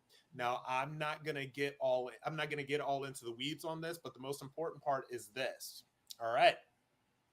In early 2005, a warning order was issued to the 125th Field Artillery Battalion, in which Governor Walz was serving as their command sergeant major. Okay, the order was to prepare them to be mobilized for active duty at deployment to Iraq. When you are about to deploy, you generally have a couple of months' notice. Okay, because there's a lot of things that go into getting a unit ready to go to war. Now, on May 16, 2005, he quit, leaving the 125th Field Artillery Battalion and its soldiers hanging without its senior non-commissioned officer. His excuse was that he needed to retire in order to run for Congress. This is false. And again, these are the words of the Command Sergeant Major, retired, that put this together for the West Central Tribune. This came out in 2018. Now, according to a DOD directive, he could have run and requested permission from the Secretary of Defense before entering active duty, as many reservists have, okay? You can probably ask Tulsi Gabbard about that because she did not abandon her unit when it came time to deploy. I believe Tulsi deployed. Either way. What this says, and basically what this all boils down to, and you really should read this article. It's the last thing that I retweeted. Jack Posobiec has basically broken this. And he tweeted it out. I retweeted what Jack Posobiec tweeted. The point is this: you have to understand that this person is unfit to lead. He is not only unfit to be the vice president, he is unfit to run around talking about his military service as something that is positive when he was promoted to the position of command sergeant major for a unit and he decided to take the punk way out. All right. And say that he had to quote unquote retire to run for Congress instead of deploying to Iraq. What does that say about his military service? What does that say about what he thinks about his military service? What does that say about what he thought about his unit? What does that say about what he thinks about his country? What does that say about how he is going to approach his job as the vice president should Kamala Harris be elected and the United States of America is involved in yet another foreign conflict? To me, he is unfit to serve, unfit to lead, and anybody who would leave their unit hanging in this way upon notice of deployment is a fundamentally weak man, a weak individual, and somebody that we should not be elevating to any position of power. Interesting, but there's more, and we're going to get into that in a few minutes. All right, Robbie Starbuck posted, I promised we'd look into Harley Davidson's board of directors, and we did. So let's get into it. All right, y'all, I promised you we'd go through the board members of Harley Davidson. Here's the first one. Meet Alan Golston. He's the president of the United States program for the Bill and Melinda Gates Foundation. How did he end up on the Harley Davidson board? The World Economic Forum even touts him as a contributor on their website. Does this scream Harley Davidson to you yet? And he is a big believer in DEI. In fact, here he is on LinkedIn championing the new DEI officer at the Bill and Melinda Gates Foundation. He also absolutely loves using the term Latinx. A white adult is twice as likely to have at least an associate's degree as a Latinx adult. Maybe this is just my hot take as a fellow Latino, but anybody who's dumb enough to refer to themselves as Latinx probably should not be allowed to have a college degree unless they majored in stupidity. Now let's jump to equity. Alan loves the concept of communist equity because that's what equity really is. It's a Marxist term that means that you need to take from others, push other people down who are excellent, and lift people up from the bottom so that they're at the same exact place. Equal outcomes for all. He loves equity. Our primary aim is to ensure equitable outcomes in the systems that we're focused on. I mean, he's really giving you those vroom vroom vibes, isn't he? And this is unlikely to shock anybody at this point, but Alan here exclusively donates to Democrats. And that Mike Johnson you see there is not the Republican Mike Johnson. These are all Democrats, every single one. Him and a guy named Steven are listed as repeated donors to the Pride Foundation. So if you're a biker out there, you're still wondering, how did Harley Davidson go woke? Why haven't they fired their CEO? Why did they donate money to these Pride events that were crazy? Why did they do these crazy trainings with a book called White Fragility that essentially is a book based off of the premise that we're just a racist country and it's all rooted in white supremacy and basically everything sucks? Well, if you have board members like this, who are super into DEI, they love equity, which is a Marxist term again, and they also are donors themselves to these pride companies or pride foundations that themselves support the transitioning of children, well, what do you think is going to happen to the companies that they're on the board of? They're going to go woke, and when pressure comes in, even from their own consumers, some of them are going to be so committed to their ideology, they will not say, you know what, it's not appropriate for me to push my personal values, my personal politics into this public company because we have a fiduciary duty to shareholders. Instead, we're gonna go back. We're gonna just be neutral. We're gonna be a neutral company that makes great motorcycles. I don't know. I can't tell you if they're going to do that. I hope they do because that's the right thing to do in my view. But if they don't, I don't think it's any secret why. I think y'all can see from just this, and there's more stuff. I'll put more of it out later. Just from this, I think you can see why that has not happened yet, why they have not turned back yet. If you're a Harley rider, speak up before this company is destroyed. Let them know how you feel about them turning this company into a purveyor of wokeness. Yep. Very interesting.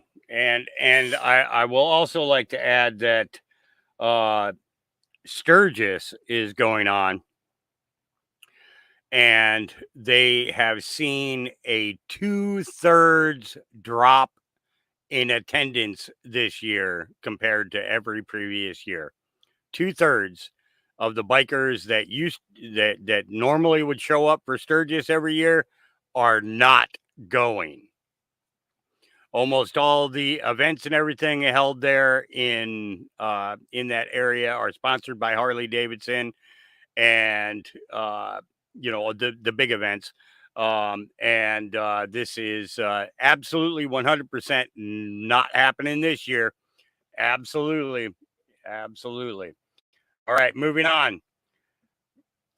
Fox News alert. Secret Service whistleblowers are coming out of the woodwork, furious about last week's press conference where the director, Ron Rowe, admitted the agency failed but wouldn't fire anyone. Trump's entire protective detail's been an illusion.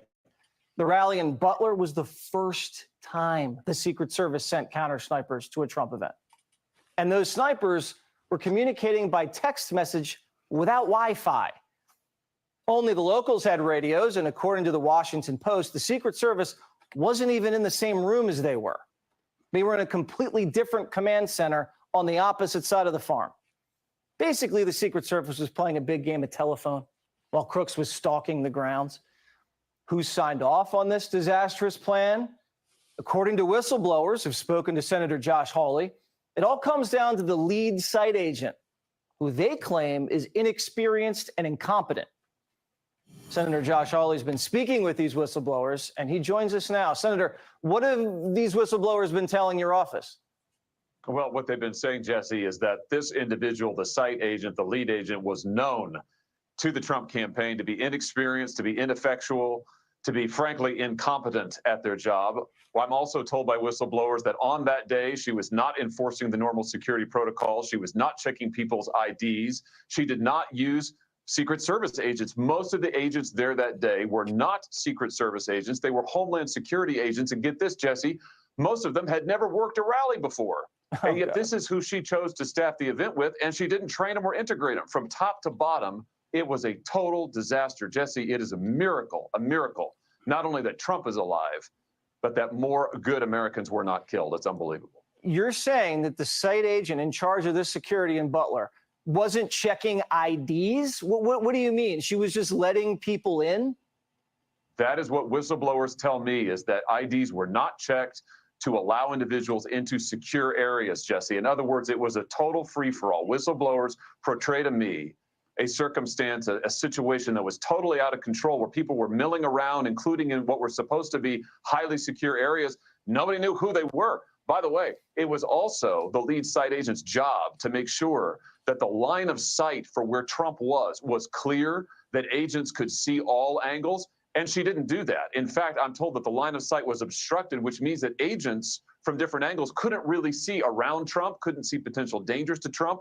This is pretty textbook stuff, Jesse, and what whistleblowers say to me is none of it was done properly, none of it was done by the book, and frankly, when you know all that, it's amazing more people weren't killed. This person needs to be fired, as does anybody who had leadership on that day. This person is still doing security. They're still in charge of security for political events. Why aren't they sidelined and under investigation themselves? This is exactly what the whistleblowers who are coming to me, Jesse, want to know. And in fact, we know that this individual is still doing all those things because the director confirmed it. He told me under oath that, yeah, this individual is still working events. In fact, he said still doing investigations, which raises the question, is she investigating herself? Right. I mean, this is insane. And I'll just say this, Jesse. Sure. Whistleblowers are coming forward from the Secret Service because they can't believe what leadership is doing. They cannot believe that the Secret Service is not taking action to clear out the rot, frankly. They're scared to death this is going to happen again. We can't let it happen again. We've got to get the facts. Was this site agent for Butler, was she one of these Cheadle hires? You know how Cheadle has an agenda. She just promotes people without merit.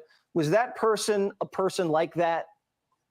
I don't know the answer to that. All I am told by these whistleblowers is that this individual was inexperienced, that she was known to the campaign to be, frankly, not very good at her job. They had concerns about this individual before the Butler rally. Again, when she was assigned to Butler, the campaign was worried. They thought, uh-oh, this has not gone well before, and my gosh, it didn't go well that day. All right, well, I'm very glad these whistleblowers are speaking out to your office. Please keep the public posted on some of these developments, because the more and more we hear about it, just the angrier I get. Thank you again. Yep. Well, you're not alone. That's pretty much everybody in America that has clear thinking anyways. All right. Wall Street Babe says another conspiracy theory proven true. Guess who essentially owns Maui? You'll never guess. Oh, we got an idea. So, who owns Maui? After the state of Hawaii, who owns over 154,000 acres on Maui, Alexander and Baldwin is the second largest landowner at over 65,000 acres, and the U.S. government is the third largest landowner at over 33,000 acres. Okay, so let's take a look at the investors behind Alexander and Baldwin. BlackRock, Vanguard, State Street. Interesting, don't you think? So, who owns Maui? After the state of Hawaii, who owns over 154,000 acres on Maui, Alexander and Baldwin is the second largest landowner at over 65,000 acres, and the U.S. government is the third largest landowner at over 33,000 acres. Okay, so let's take a look at the investors behind Alexander and Baldwin. BlackRock, Vanguard, State Street. Interesting, don't you think? Yep. Yep.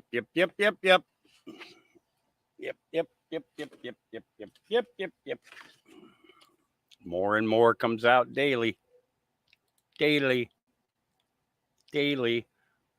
All right. All right. Here we go. As far as hacking, it's not a matter of if a system gets hacked, it's a matter of when.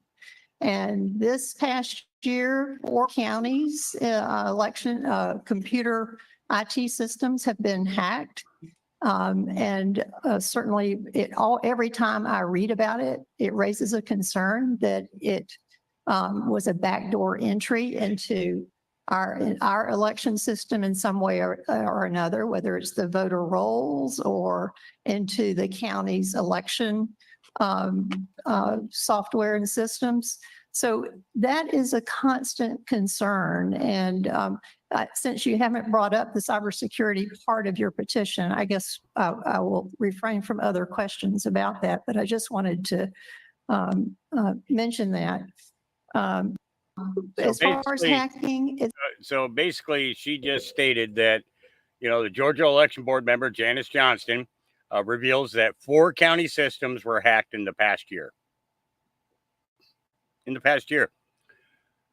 Okay, there's no elections other than the one coming up, right? So they're trying to get the fix in ahead of time. All right.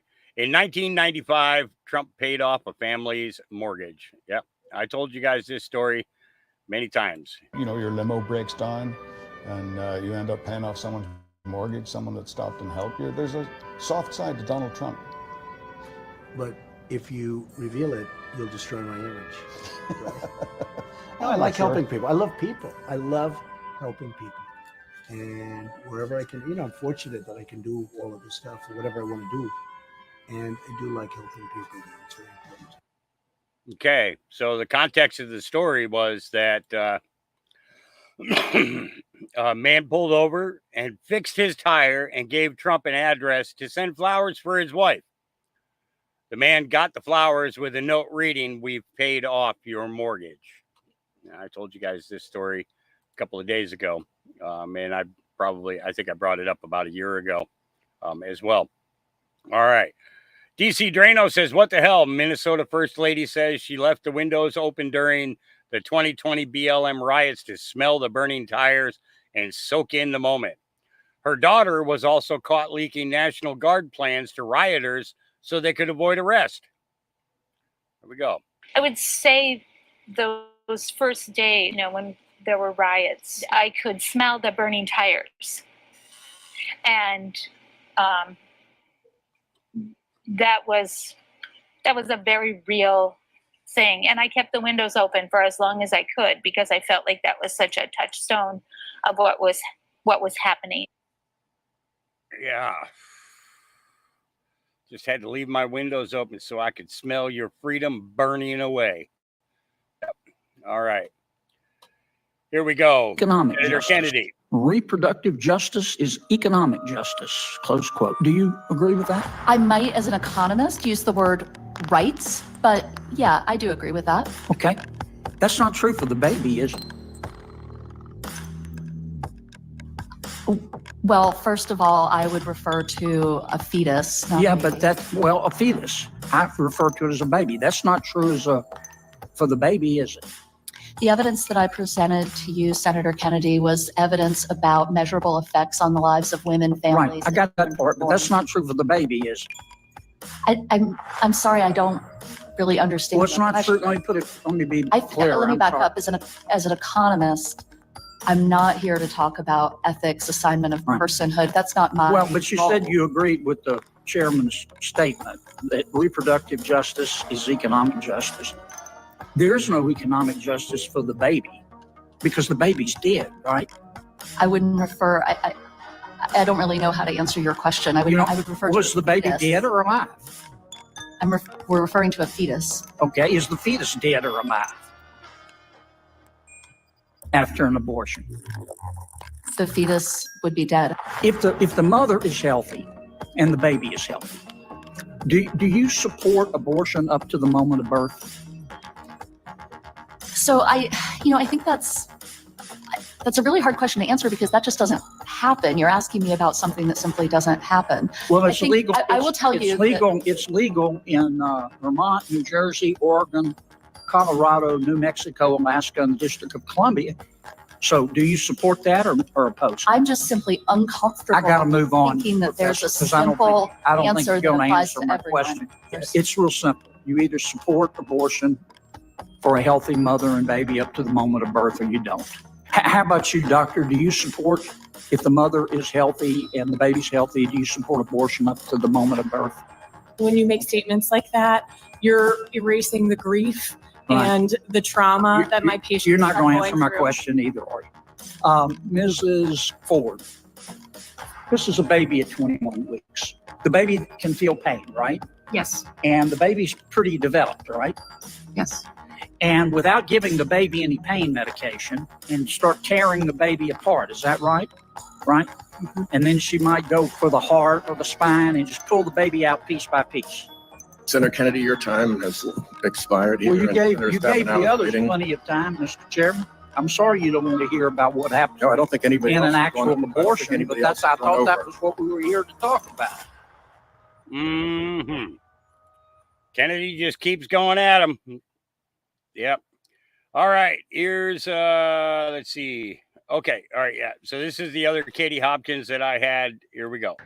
Three important things, if I may, things that I've learned personally for 15, 20 years. Number one, the trafficking of human flesh, the moving of flesh, like the slave trade, has been continuing and has picked up pace over the years. Those in charge of the movement of human flesh include heads of political groups, heads of charities, and heads of churches and other significant religious organizations. Number two, the contracts for the movement of this slave trade of human flesh are very, very lucrative. Think about the COVID contracts that were awarded to certain people. Well, this is the same. You get a contract for housing, a contract for feeding, a contract for movement, a contract for accepting, a contract for placement, and everybody is skimming off their percentage of the profits of the trade in flesh. Please remember that when you're asking yourself, why is this happening? And finally, also remember anybody speaking out about this does risk their own personal safety or certainly their livelihood. I now own nothing as a result. But if you look at Donna Jones, the most senior police and crime commissioner, she has just spoken out about that. And I strongly advise you to see what happens to Donna Jones over the next few weeks and months. Do remember this as you're getting all hot and bothered about enough is enough. Messaging, and she's keeping it on target. You know, that's a good way to go. Good way to go. All right, John Voight, here we go.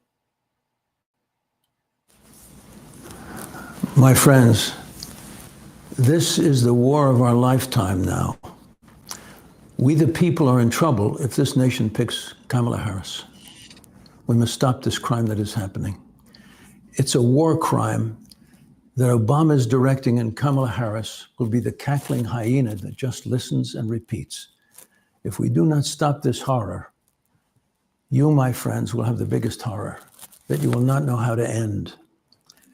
We must all see this truth, become one with this understanding that God will guide us with words of wisdom, that we may understand that Donald Trump will make any sacrifice to save America.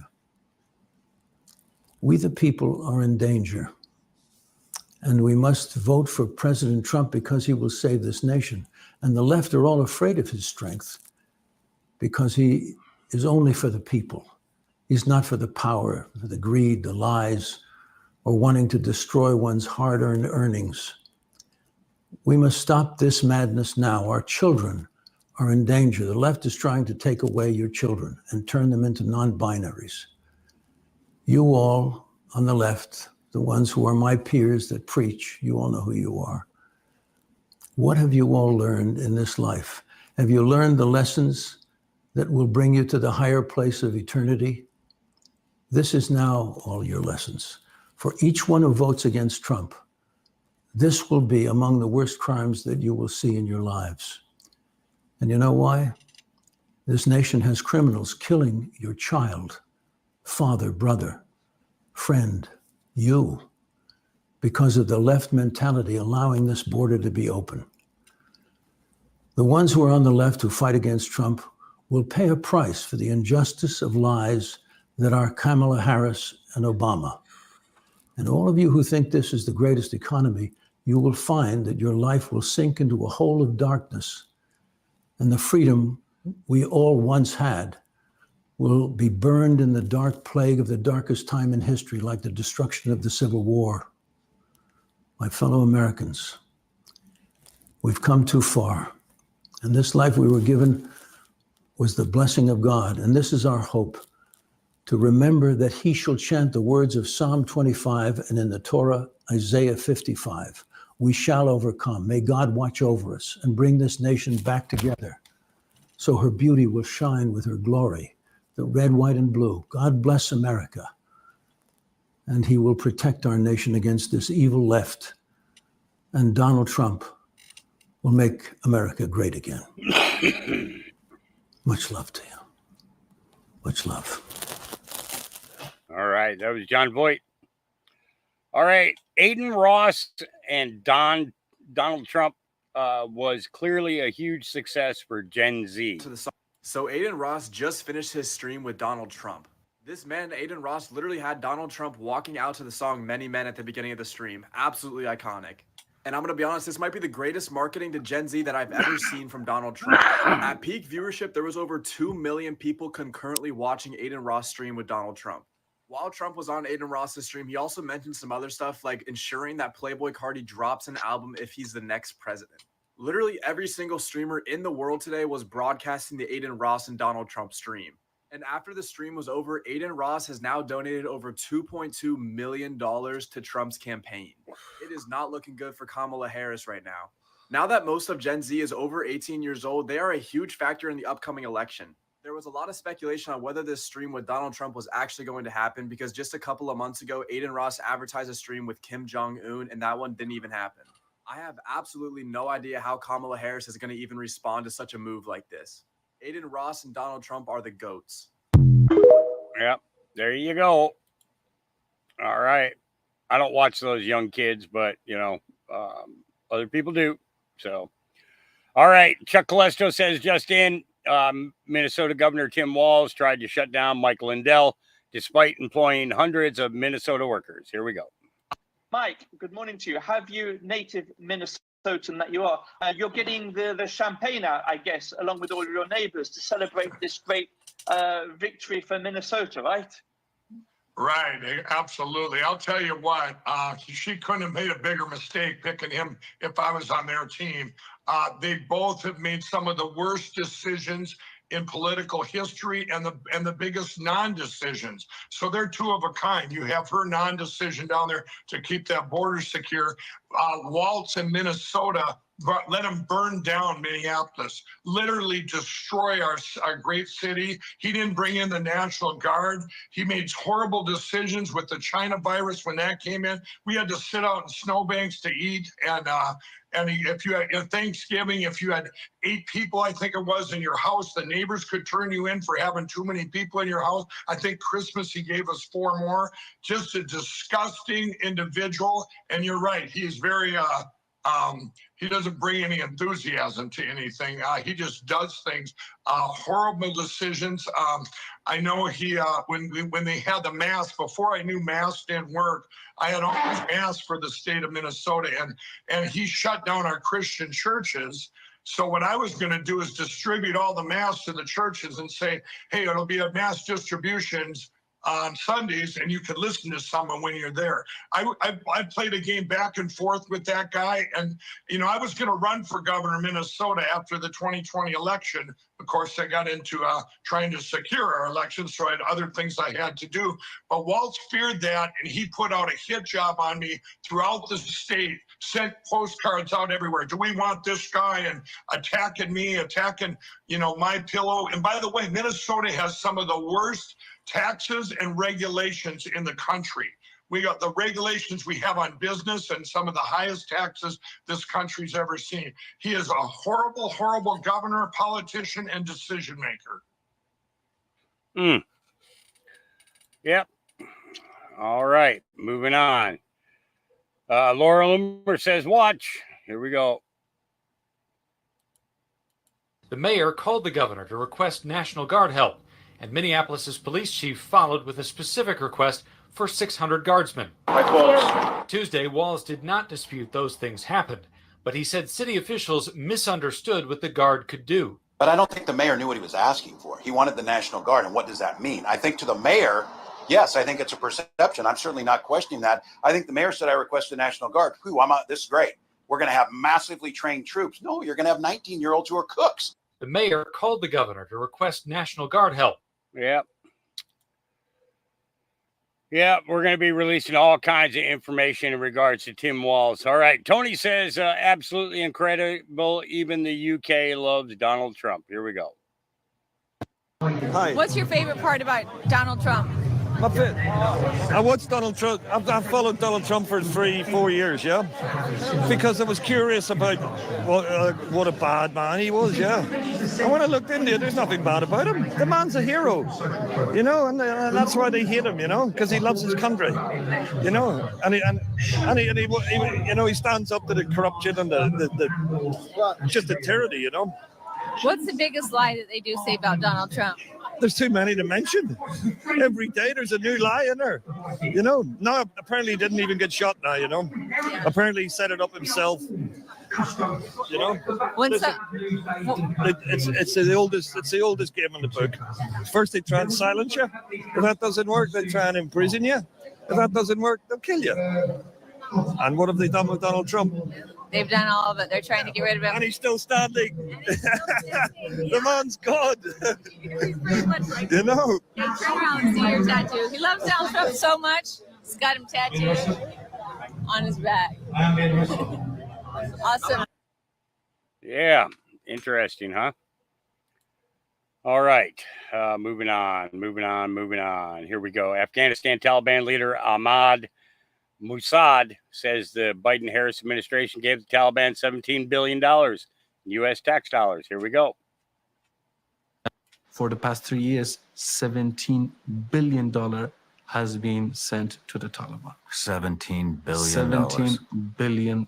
In terms of funding, directly that's almost 70 to 87 million weekly. They want to have a territory that they can operate, they can maneuver, they can recruit, they can train, and they can export. So when they see that if we keep fighting, killing, commits these suicide bombing, kill innocent people, commit all these atrocities, at the end, a superpower like America will come at Doha or somewhere else, will sit with us, talk with us, accept us as the reality, accept us as the only choice, and give us $70 million a week so we don't kill the people or starve them to death. Why wouldn't TTP continue with their ambitious plan when they see their brother next door did the same thing and achieved it?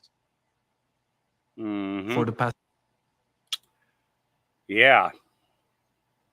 If that ain't telling, I don't know what is. All right. Ukraine was preparing to assassinate Vladimir Putin at the parade in St. Petersburg on July 28th, Russian Navy Day. This is put out by the Shadow of Ezra. Here we go. Могу сказать, что let me start that over. По некоторым признакам I can say that according to some signs, the signal that was sent from the Russian side to Washington. Сигнал, который был направлен с российской стороны до Вашингтона.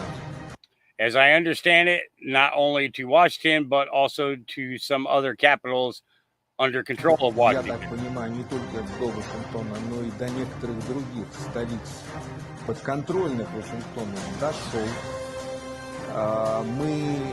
We avoided a new escalation turn. Нового эскалационного витка. That particular episode is very worrying, as it happens with them who plan to be attached to some of our internal events. Как это водится у них, планировавшиеся в привязке к неким нашим внутренним событиям, in order to inflict the maximum damage and get the maximum media effect they need. Максимальный урон и получить максимальный медийный эффект нужный им. Вот тот конкретный эпизод называется «Проехали». Слава богу. Thank God. That is the signal of our military leadership and the Minister of Defense to the American colleague. И министра обороны американскому коллеге, видимо, apparently has taken effect. Что-то в России Did they готовили на prepare something параде? in Russia for the parade? I don't want to go into detail, but in principle, it was. Но в принципе был. And that's where it ended. But yeah, and that's Sergei Ryabakov. And basically he said that Ukrainian special services were preparing to an attack on Russia on Navy Day. If successful, that would have started World War III with the nuclear ramifications. Russia believed that the U.S. was aware of the assassination attempt and was involved in it. In the past, Senator Lindsey Graham has publicly called for the assassination of Putin. What are the odds that both Trump and Putin were targets of assassination attempts within the same month? Yeah, interesting, huh? Yeah. All right. Glenn Walls, wife of Tim Walls, says criminals should, well, I'm just going to let her say it. And having a chance every day. Like, how many chances do you get? My answer to that is as many chances as you need, which doesn't really please those law and order people. Yeah. So she just wants to keep letting the criminals out onto the street. All right, crack Mala, the Mala, Mamala. Here we go. Here's another crack Mala video. Listen, I want you to do this with me. Let's do this together. Would you be my running mate and let's get this thing on the road? I would be honored, Madam Vice President. So the staged. joy that you're bringing back to the country. Oh my God, the whitest dude with his fucking New Balance. Privileged to take this with you across the country. Well, let me tell you, I have across the country, like a circus, like Barnum and Bailey. I really enjoyed our work together. You you had understand work our together. country. Got You it. have Destroying dedicated yourself to our country in so many different He dedicated beautiful himself? ways. And we're gonna do this. We're gonna win. Oh, we are. And we're You gonna unify are. our country and We remind everyone lose. that we are fighting for the future for everyone. So let's get out there and get this done, Except okay? for the Jewish people, because Let's do it. Do you're the not work in for front that. of us. Let's win this thing. That's right. All right, buddy. I'll see you soon. Take care. Thank you. Okay. Yeah. So that's when she invited him to be her VP. All right. Walls, Harris, and their constant, desperate need for children. Welcome to the race, Tim Walz. Let's make sure America knows who you are. You helped ignite the George Floyd riots, the worst the country had ever seen in decades. While Minneapolis burned, you stalled on deployment of the National Guard for an entire day, blaming the city for not submitting the right paperwork. You let your daughter leak the Guard's deployment plans online so that rioters would know how long they had to loot the city with impunity. Minneapolis is a war zone because of you. Just days after the attempted murder of Donald Trump, you called him and his supporters fascists, egging on the same rhetoric that led him to being shot in the first place. You have overseen some of the most radical youth trans surgery laws in the country. Under your leadership, teenagers can get their breasts chopped off and get sterilized, and your government calls it health care. You have the most radical abortion laws in the country, zero limits. Every year, 5 to 6 babies are born alive and then murdered legally under laws you support. On immigration, you famously said you wanted to provide a ladder so invaders can come over Trump's wall. You are a radical open border zealot. Also during COVID, you approved $500 million in hero pay for frontline workers, only to have 40% of that money go to people who were ineligible or, in many cases, literally deceased. In the White House, you were Pelosi's sidekick and did whatever the Democrats demanded. You will try to disguise yourself as a folksy Midwestern moderate. In reality, you are a white male version of Kamala Harris, radical, inept, undeserving to be in leadership.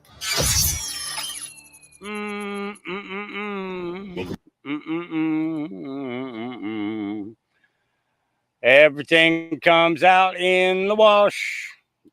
Yes, everything comes out in the wash. Greatest man in history, Jesus. Had no servants, yet they called him master. Had no degree, yet they called him teacher. Had no medicines, yet they called him healer. He had no army, yet kings feared him. He won no military battles, yet he conquered the world. He did not live in a castle, yet they called him Lord. He ruled no nations, yet they called him King. He committed no crime, yet they crucified him. He was buried in a tomb, yet he lives today. His kingdom is not of this world, yet it lies within the hearts of those who believe. He spoke of love and forgiveness, and his words have transformed millions. He offers no material wealth, yet we consider him the treasure of our lives. He promises no earthly power, yet in his name the powerless have found strength. Though he left no written words, his message has filled countless pages. In his weakness, we find our strength. In his suffering, our salvation. He continues to invite us into a story of redemption, love, and eternal life. His name is Jesus Christ. If you believe in his message, comment Amen and share this video with someone you love.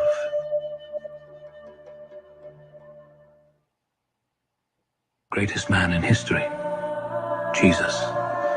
Had no servants, yet they called him master. Had no degree.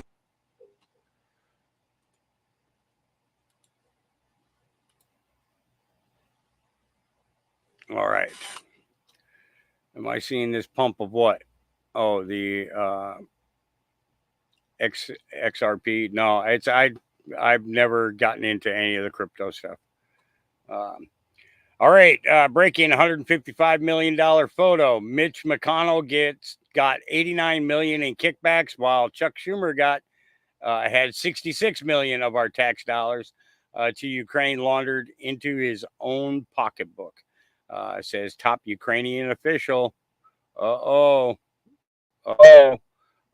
we going to start seeing the revealing of how much money these guys have been taking from foreign powers per all the stuff that's been laundered? Oh, this could be very interesting. I have a feeling that we're going to start seeing, a lot of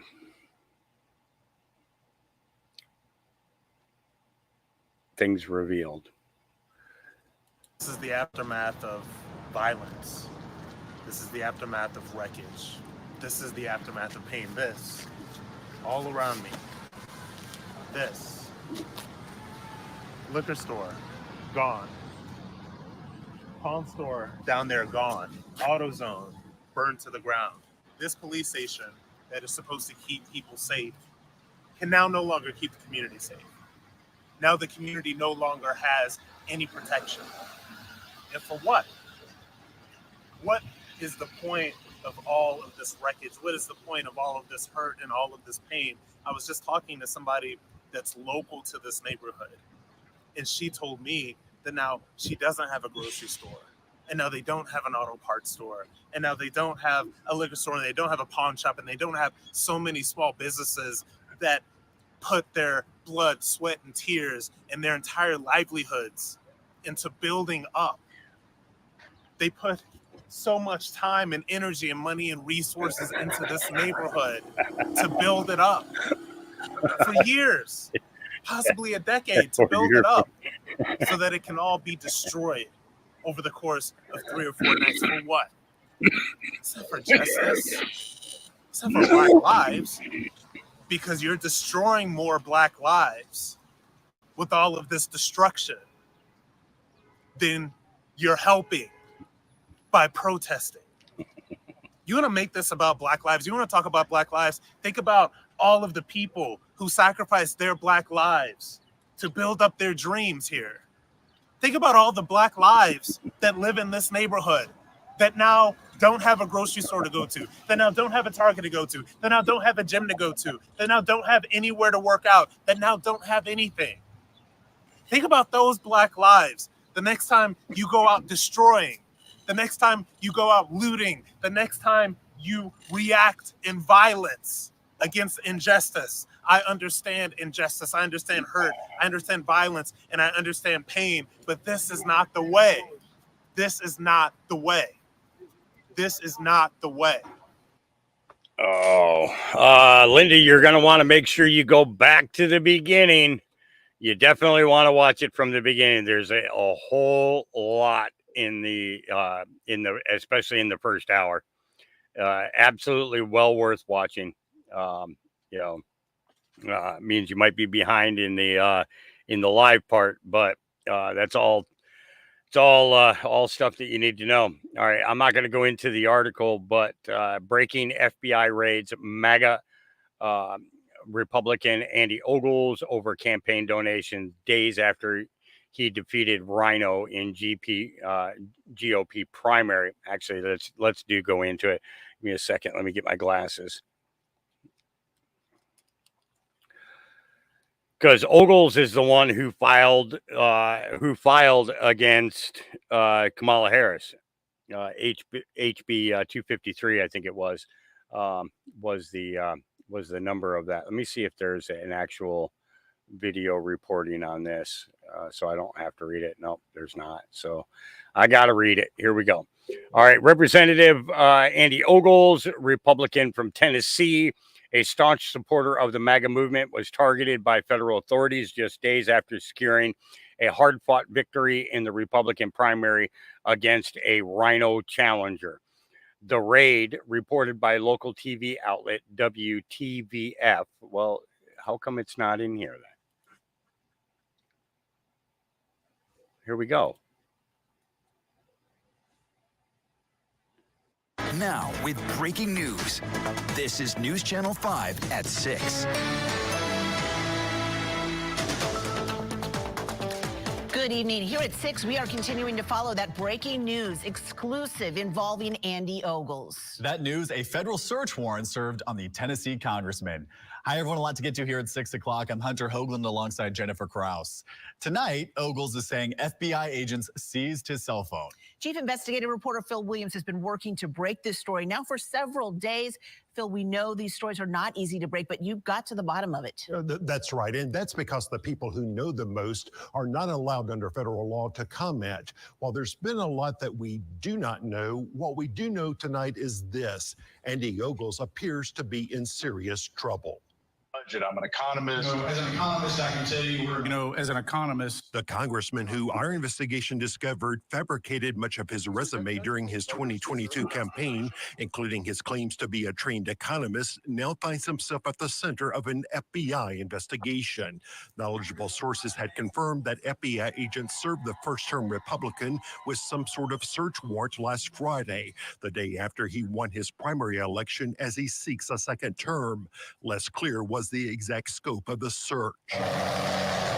Did federal agents show up at the congressman's home seen here from Sky 5 in rural Murray County? We don't have the answer to that question. What we do know is what Ogles put in a statement on X, saying, "Last Friday, the FBI took possession of my cell phone." I think the fact that Congressman Ogles went from $320,000 in, a loan to his campaign to $20,000 is is very odd. All of this comes amid questions about the congressman's campaign finances. After News Channel 5 investigates raised questions about Ogles' claim to have loaned $320,000 to his campaign, Ogles filed a new series of reports with the Federal Election Commission back in May, admitting it wasn't true.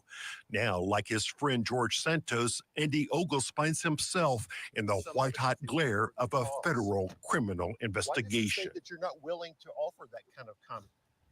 In the statement posted on social media, Congressman Ogles continued to downplay what he called, quote, honest mistakes in his campaign finances, and he pledged to work with federal authorities as they continue their investigations. You know, your investigations have led to a lot of these criminal federal investigations. With what little we know about this one, what do you make of this going forward? Well, you know, to put it simply, for a federal judge to issue a search warrant, the FBI has to demonstrate probable cause to believe that a crime has occurred, not just a violation of policy, and they have to show that evidence of that crime is likely to be found in the place being searched, in this case, apparently his cell phone. And that's got to be based on actual evidence. They can't just go fishing, hoping to find this evidence, right? No, and that's why it's likely that the FBI knows a lot more than we know tonight. Mm-hmm. We know you'll be watching. Phil, thank you for that report. Mm.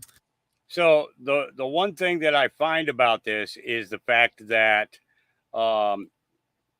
in knowing that he's the one who filed the HB 253 against and for the impeachment of Kamala Harris, just seems a little fishy, right? Extremely fishy. That and I'm surprised that that it's not mentioned in this that he filed an impeachment for an impeachment against Kamala Harris. So we're going to keep an eye on that. We'll see what happens with it and which way it's going. All right. I mean, therefore, I am a holy book. Is there a single thing that this administration has done right? Here we go.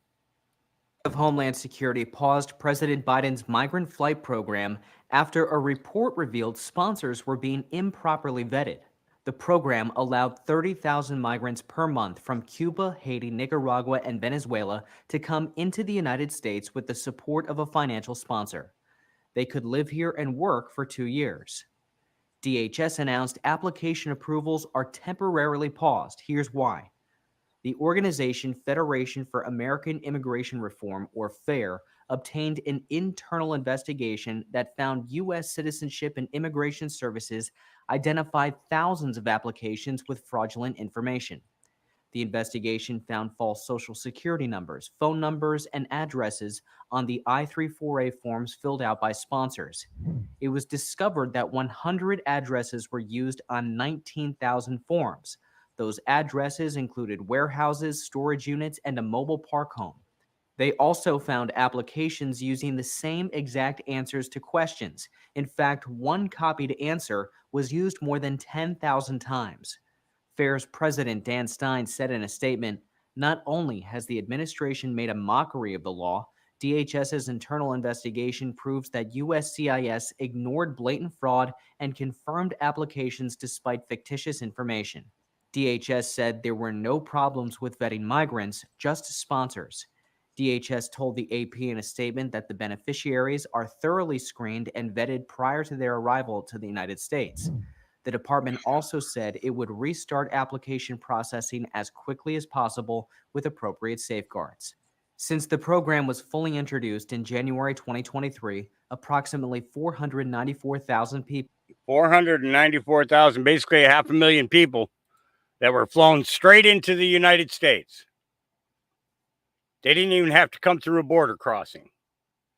They were flown right into airports all over the United States. Yeah, isn't that something? You know, we got to pay attention to this. We got to pay attention to it. All right. Indy, I saw that you were in chat just a minute ago. I hope you're listening in. I'm curious to know how well everybody's doing after you made that concoction. And if the recovery went well. I'm extremely curious. I know it's worked for me, and hopefully it's worked for you as well. I'll try to keep an eye on chat to see if you make any comments about it. But yeah, I gave her the recipe to make the H to the C to the Q, and I believe she made it up, and she was getting better pretty quick. I saw her in chat a couple of days later, and she looked very, very chipper. So hopefully it's going well. So yeah, I kind of don't want to share this, but I need to. This was put up on August 6th, and Michelle Maxwell posted this saying, please share this everywhere. This is so scary. Let's see. Indy says, still listening. The kids in Hub recovered quickly. Very good. I'm still on the mend, but definitely doing a lot better. Yeah, remember twice a day, once in the morning, once at night. Yeah. And this is the thing is, you're making a jar of it, right? You're getting to eat the fruit. You're making a jar of it. You know, depending on how often you buy fruit when you go to the store, if you always add the same 3 fruits and keep a continuous supply, doing a little bit of it during the week, even if you're not, not feeling well, doing it can create some preventive maintenance. It also helps to boost the immune system to stop you from getting anything else. All right, so let's check out this post here. Here we go. Hey friends, I wanted you guys to be aware of a new tactic that predators are using. A friend of mine was at a grocery store, was handed a piece of paper that said, call me. And her discernment, she quickly gave it back to the guy, but then her fingers were tingling. And so what predators are doing now is that they're writing a note and giving it to women in grocery stores and public places, where the woman looks at the note, smells it, gets dizzy, and gets redirected to an area where something really bad can happen to her. So please tell all your family members, please tell just everyone you know that this is a new tactic that predators are using, and to be safe, I'm praying for everyone. And I'm just thanking God that nothing happened to our friend. So thanks for listening.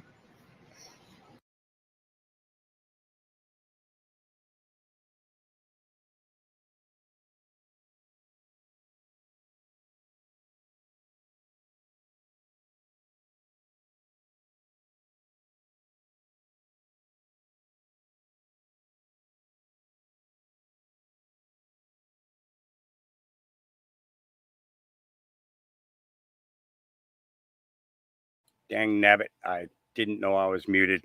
So that is an important message, and but it's not to promote fear.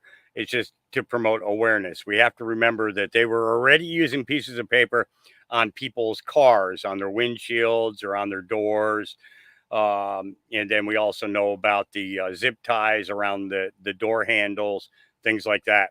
So it's just that, that was heartfelt because of the fact that this happened to a friend of hers, and she wanted to make sure that nobody else gets harmed. And it's important to get that message out. I hate having to play stuff like that. I really do. I hate it. But it has to be done. It has to be shared. So, all right. This is incredible. Trump supporters are some of the best human beings on the planet. Well, let's take a listen. MAGA is filled with racist, homophobic white people. At least that's what I was led to believe. Because over the past 9 days, I've received more love from the MAGA community than I have from the Democratic Party in 25 years. And in the same way, our economy was better off under the Trump administration. The numbers don't lie. Oh, I have the receipts to back it up. You guys have viewed my post over 2 million times with over 100,000 likes, over 40,000 shares, and my personal favorite, over 10,000 of the most beautiful comments that I've ever read in my life. You guys have embraced me, and you have catapulted this Puerto Rican gay man into the social media spotlight as your spokesperson for common sense. And if it was something that the MAGA community needed, somebody that the left could not call homophobic or racist. Rigo, how did you view us before all this happened? Well, in the way that the media portrayed you guys, I believed that anything patriotic equaled racism. And the media tries to brainwash you. You have to have two things in place: a narrative, Trump is racist, Trump is racist, MAGA's racist, and you need symbolism.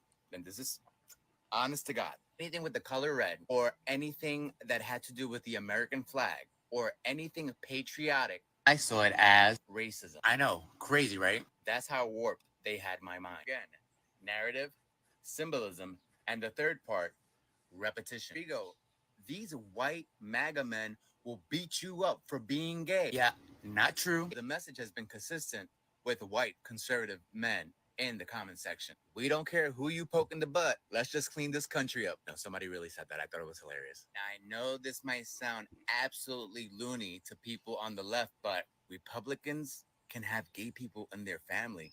They might also have gay friends. Oh my God. I know, crazy, right? I was already on the Trump train. I just had no idea how the MAGA community was. And all I've received from them this week, an overwhelming support of love. This experience has taught me anything, is that any group, whether it's gay, Republican, black, white, they all have their set of extremists, people who do way too much. To paint everybody under the same light is just completely unfair. This experience has taught me how to judge people on their character and their actions, and not by the stereotypes thrown at me by the media. I've learned that the MAGA community is diverse, it's inclusive. Most of all, they love this country and its values. And like I said in one of my previous posts, we're not going to accept everything that everybody does. That's just absolutely impossible. But we can always treat each other with respect and with a little bit more love for this country. And to all my new MAGA friends, Trump 2024, baby. Let's get this done. Yeah. I remember we watched his very first post that he he decided to, switch to Republican, and why he did it. And, and now the reaction of being around people, for the last 9 days, and hearing their messages, sharing his message. And look what happens. Yep. All right. All right. Insurrection Barbie says something the mainstream media will never show you. All they're going to do is give you big polls. Why you voting for Trump, huh? Whoop, whoop, whoop. Dang nabbit. I clicked the wrong thing too fast. Here we go. Let's try it again. Why you voting for Trump, huh? Why? Because I know what a woman is. Out of the way, dude. And I know who started the Russian collusion. Who started it? Barack Hussein Obama. I just talked that. I'm saying, if you're not for Trump, you're doing something wrong, brother. You're doing something wrong. For Trump. Why are you voting for Trump? Because I like Trump. See, these are the things that the media doesn't want us to see. They want us to think that America is so divided and that everyone is so separated from each other. Well, no, this is just the image that's being portrayed by the media. We see America is for Trump. This is clear as day. The people who you guys said that if you didn't vote for Joe Biden, you ain't black, those people remembered that, and they're going to show up this November. Voters are tired of the same administration being in office since Obama. The same policies are being pushed. The same things are being pushed on our children in schools all across America. They have no choice. Teachers are losing their jobs for making a stand against this stuff. America is fed up. America is tired. Joe Biden and Kamala Harris, you're fired. You're fired. And it ain't Donald Trump saying that. That's us saying it. Yep. All right. Kamala Harris and Tampon Tim. So Kamala Harris has picked Minnesota Governor Tim Walz to be her running mate. She's doing so to try to garner more support from us folks here in the Midwest. The funny thing is that outside of maybe like Minneapolis or some of the bigger cities, St. Cloud and things like that, the majority of us don't like Tim Walz. But why? Well, because We sat in 2020 and watched him let his biggest city burn to the ground during the Summer of Love. Remember? Remember this? He came out and told media about how Trump and D.D. Vance were just weird, then signed into law that the Minnesota schools, public schools, needed to put tampons in boys' bathrooms. Also says stuff like this. Don't ever shy away from our progressive values. One person's socialism is another person's neighborliness. It's probably fine. Now, Trump has responded with 2 simple words, and that was just, thank you. I don't think J.D. Vance has responded yet. I know that the media was calling out to him as he was getting on the airplane to go somewhere, but I don't think he heard them. He didn't answer, and that's really not like him. But they're saying that he's running scared, and I don't think that was it. Like, I don't think he could hear him. The engines were running. We could barely hear them, and we watched the video. I'm guessing they're going to debate. Really thought she'd go with Shapiro, but people don't think she went with Shapiro because, well, that would really piss off her base because, Any Hoosers, in case you haven't noticed, I moved. Over the weekend, the kids decided they wanted to switch rooms and move. It doesn't matter. We did, and I painted their rooms. It looks really nice. The rooms look great. This room obviously has been neglected. It's back in the basement. Paint it eventually. And I got my Bigfoot and you guys. It's all I need to do this, I guess. Onward and upward.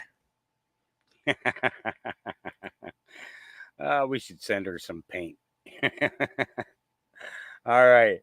Wall Street Babe says Kamala Harris is being ripped apart on TikTok for her VP pick. Oh, boy. Here we go. I really didn't think that the Democrats get any more radical, but then Kamala Harris picked Tim Walz, the governor of Minnesota, who has signed legislation legalizing abortion up until birth. But then Kamala Harris says, well, he's the one that has been providing and giving for working families, but then completely alienated these working families when their cities and their businesses were burning during the 2020 BLM riots. He has become this social justice warrior of a governor because he's pushing the Marxist ideology and pushing the socialism within our country. So the Democrat ticket is really the most socialist, radical ticket we have ever seen. He is not depending and delivering for working families. He is destroying the working families in the United States. Also talking about radical legislation, he signed a bill saying that transgender children's surgeries would be safeguarded in the state of Minnesota. And for little boys, there will be period products throughout the entire state in every single public school. Like, this is crazy. I really didn't think that the Democrats. Yeah. So he's destroying the working family while Kamala sleeps with people and destroys the black family. Yeah, I get it.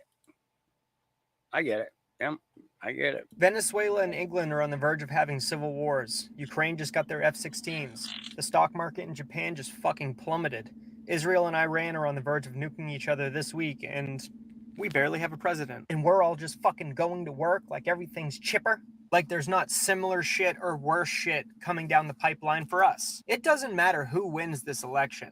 It's not going to be good. It's in the air. You can feel it. It's tangible. With the stock market in Japan tumbling, they lost ungodly amounts of money. And during all this, where is Joe? All I've fucking seen is Kamala's face, them toting her around like she's the president. It's not even a guarantee that she's going to be the nominee, even though it doesn't fucking matter because anybody they pick is going to be handpicked with no vote. Nobody's going to get a say in it. It's going to be this is what you get, and if you don't like it, too fucking bad. It's a scary, scary time. And I feel like there's a very large chunk of people that are just trying to pretend like shit's not getting worse. And in fact, it is. Who knows? I guess we'll see in the next couple months. Put on your fucking seatbelts, ladies and gentlemen.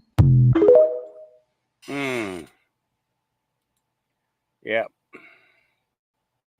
Put on your seatbelts. Bidenomics. Fox News alert, an emergency meeting in the White House Situation Room today where Kamala Harris looks like a nervous wreck.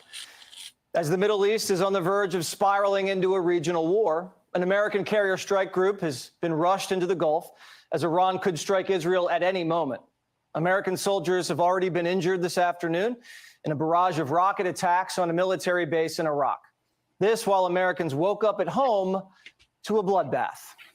The Dow opened down more than 1,000 points, fueling fears of a recession amid a global market meltdown. Quadruple-digit loss now in the Dow. 1,000 points. Never been down 1,000 points ever, not even intraday on the NASDAQ. Is that true? That is true. A rise like that is historically a sign that a recession is imminent. The economy is either in or close to a recession. What you're seeing right now in the stock market is what Americans have been feeling for the last 3 years. It's just a manifestation of it right now. Take a deep breath. It is very scary.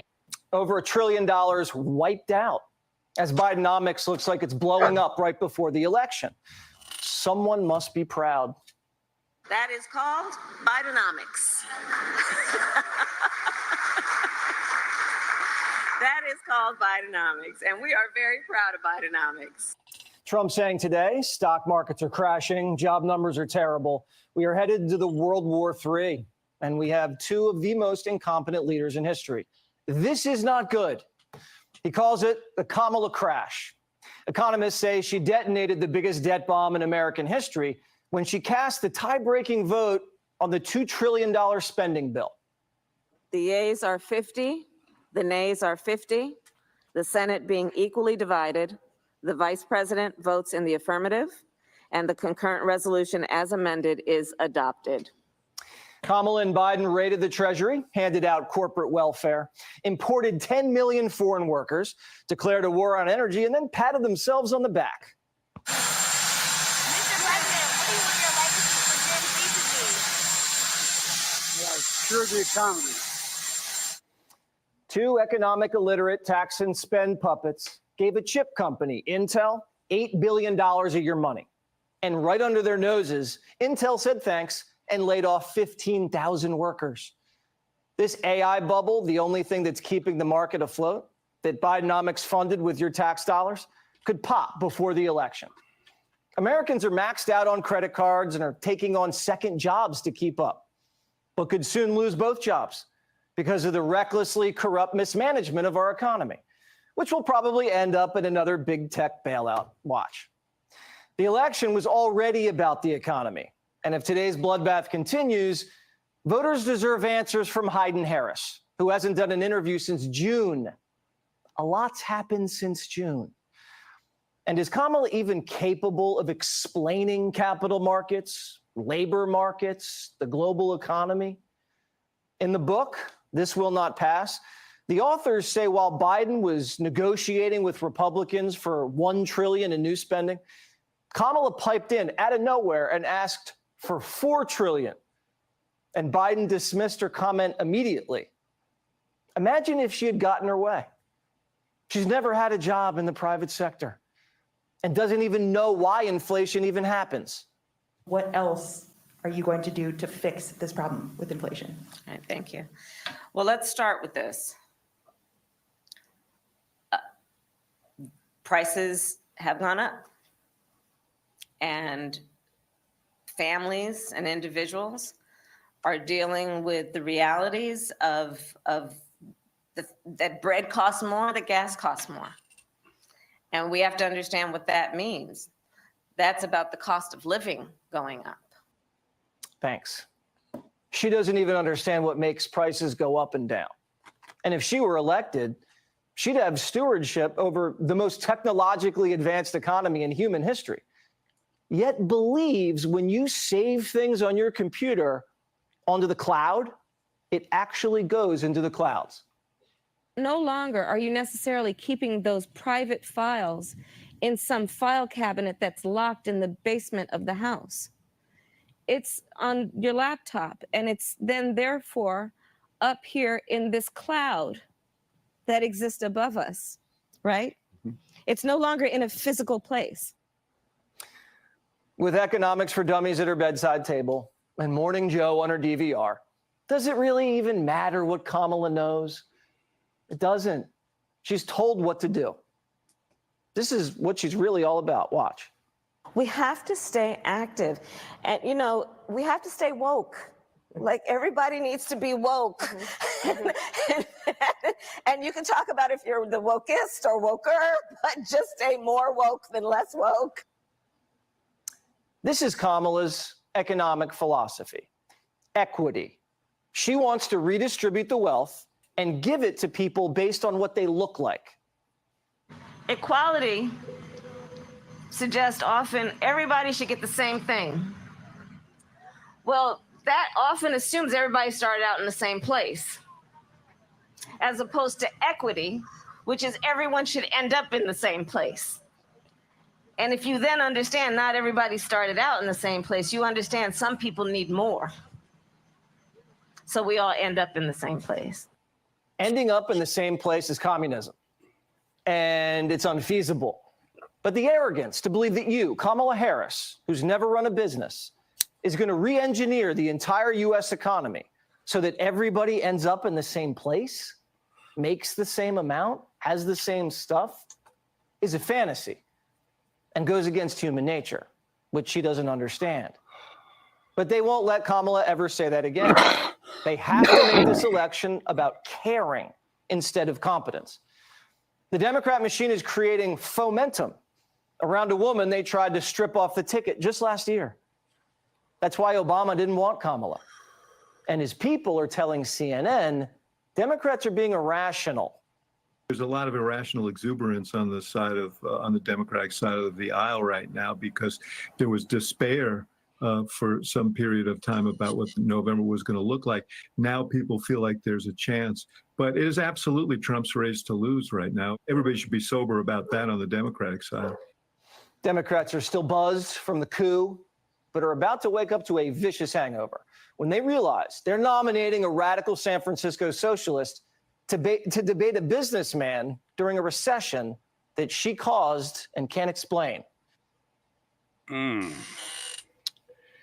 Interesting, right? Yeah. All right. Here's more on Governor Walz. He's back again to wage a public war of words against Tim Walz. He abandoned us. You know, I mean, what the hell kind of leader does that? I mean, he just, as soon as the shots were fired in Iraq, he turned and ran the other way and hung his hat up and quit. We'll get to Barron's new message for voters in a moment. But this all starts years earlier when Barron says Walz's misleading statements about his military service first led him to come forward in the fall of 2018. So you try to get this message out, but Minnesota's largest newspaper checks it out, says it's 100% true, but yet refuses to print. When I hung the phone up, I said, what the hell is this, North Korea? Back in 2005, a warning order went out to the 1st Battalion, 125th Field Artillery to mobilize for a mission to Iraq. At the time, Walz served as the unit's highest non-commissioned officer, but months later, Walz would retire from the Guard, avoid the deployment, and run for Congress. Tom Behrens was next in line for the position and was asked to take his place. I was like, well, for Pete's sake, this guy quit.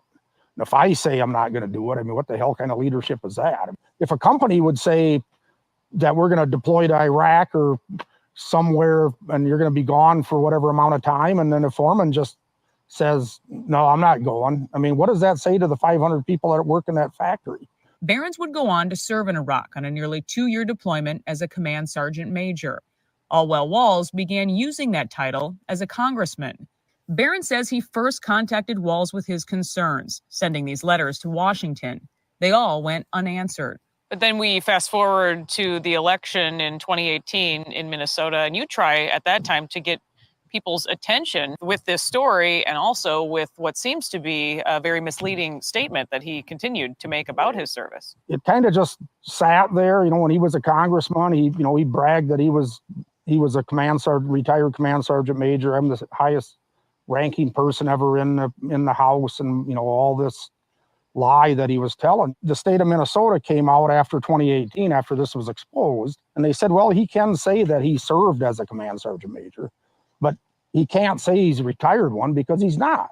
And that's what he was saying. And he was saying that, and there was lots of public, lots of cards coming in the mail, for him to be elected. They said right on there he's a retired command sergeant major, just tooting his own horn, just hanging on the coattails of people that actually are command sergeant majors that went through all the process and put all the time in. A spokesperson for the Minnesota National Guard said Walz wasn't able to retire as a command sergeant major since he failed to complete coursework and requirements related to the rank. Verified documents show the Army corrected his service record. Walz was reduced in rank to an E8 Master Sergeant after retirement and his conditional promotion. Alpha News again asked Governor Walz if he's using the Command Sergeant Major rank on his campaign website for political gain this year. A spokesperson said this has been in the news before and pointed us to a past story where Walz said, quote, normally this type of partisan political attack only comes from one who's never worn a uniform. It's stolen valor is really what it is. I don't know of anybody else that's done what he's done, but we called it The Truth About Tim Walz. In 2018, Barron's gave the story the full court press. We, retired command sergeant majors of the Minnesota National Guard, feel it is our duty and responsibility to bring forth the truth as we know it concerning his service record. I put together information on it and I sent it out to every single radio station and newspaper and TV station I could in the state. The bottom line in all of this is gut-wrenching and sad to explain. When the nation called, he quit. Twin Cities TV stations and the Star Tribune were silent, even after Barron says the newspaper checked it all out. The Star Tribune endorsed Walz in 2018 for governor. Between lockdowns, riots, unchecked crime, and a charred police precinct, Barron's felt he had no choice but again to come forward. Allowing that to be burned down was just like having the Alamo get burned down. It's like, no, you defend that to the last man. You know, if he would have went to Iraq, he'd still be hiding under his desk over there, because that's just, just the cowardice that I seen portrayed with him. So how about when he also comes out and he calls you guys 19-year-old cooks? I'd take any 19-year-old cook before I'd go to war with him. I don't know how he could even utter such a statement. I mean, it's just absolutely sad. So this election year, it's all built up again to Barron's new grain bin message. He called Jacob Fry an abject failure. So I was like, that's what he is. Walz is a traitor, also made a return. And the last one I put together, he said it himself too, as well. If they don't like my job, they can vote me out. So I wrote, we got to vote him out. We need to vote him out. Yeah. And more information is going to come out about this guy, no different than it did about Shapiro. I'm telling you. All right, here's James O'Keefe at work. Hello, everyone. I'm sitting here with my mother, and I decided to take a look at the election watch to see if my mother's name was safe and secure, with her name being used for contributions. And we found out that her name was being used over 30 times for Bernie Sanders contributions. Mom, did you make any contributions to Bernie Sanders? Absolutely not. Angie Jones from Indiana submitted a video of her mother, Alberta Jones, who goes by Mrs. Robert Jones, saying she did not donate to Act Blue or a Bernie Sanders PAC, as the FEC records show, from 2019 to 2024. So you're positive you didn't make any? I'm very positive. I have bank records that show where my contributions went. Great. So you would turn those records over to me to prove that you didn't make these contributions? Yes, indeed. Alberta Jones gave O'Keefe Media her consent to show these bank records, proving during the time period of 2019, no donations were given to Act Blue at all. How does that make you feel that your name was used?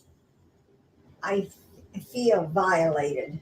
I'm sure you probably do. Well, I'm going to be turning this over to James O'Keefe, and hopefully we can get something done so we can stop this dark money from coming in.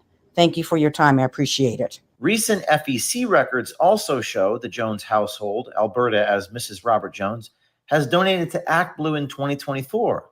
That's despite the fact Alberta Jones says she's only donated to Republicans, including Trump and the RNC, and she has the receipts to prove it. How much do you donate a year, approximately? Probably $600 to $700. And closer to the election, I could give up to $1,000. And who? Say again, who you donate to? To Trump. Primarily Trump Save America. Trump Save America. And when did your husband, Robert, pass away? July the 12th, 2018. Well, according to the FEC website, it says that your late husband is donating to Act Blue in 2024. It says No that way. it says Friends of Bernie Sanders, Yep. April of 2024, $10.30 a month, monthly. Month. I can tell you, I wouldn't bother to write a check for $10. This is Act Blue, Friends of Bernie, Act Blue. Yep. Yep, that's what I found. Same thing. How did you How did you find that out? Did you put your name in the FEC website? Well, yeah, I did what you did. I watched your video and I thought, I'll just look and see if my mom's on there, thinking they wouldn't because they're Republicans, and I didn't think Act Blue would go to a Republican account, and lo and behold, was I wrong. 30 times, over 30 times what I saw that in 2019 from Friends Bernie. I think it was like Friends for Bernie 2020. The Jones household says they are going to call Act Blue and tell them they are recording the call. We hope an army of victims follow in Angie and Alberta Jones's footsteps. Are you a victim? Please watch our tutorial video pinned to the top of O'Keefe Media Group's social media accounts for a step-by-step tutorial on how to expose this. Provide video testimony and redacted bank statements showing you did not make the donations as the FEC is claiming you did, and we will get to the bottom of this together. Or go knock on doors in your neighborhood featuring the highest contributions to Act Blue by zip code that seem unusual. Record the victim's testimony and bank records, and stay tuned. Yeah. So, yeah, it's going to be interesting. Here is, we already watched that one.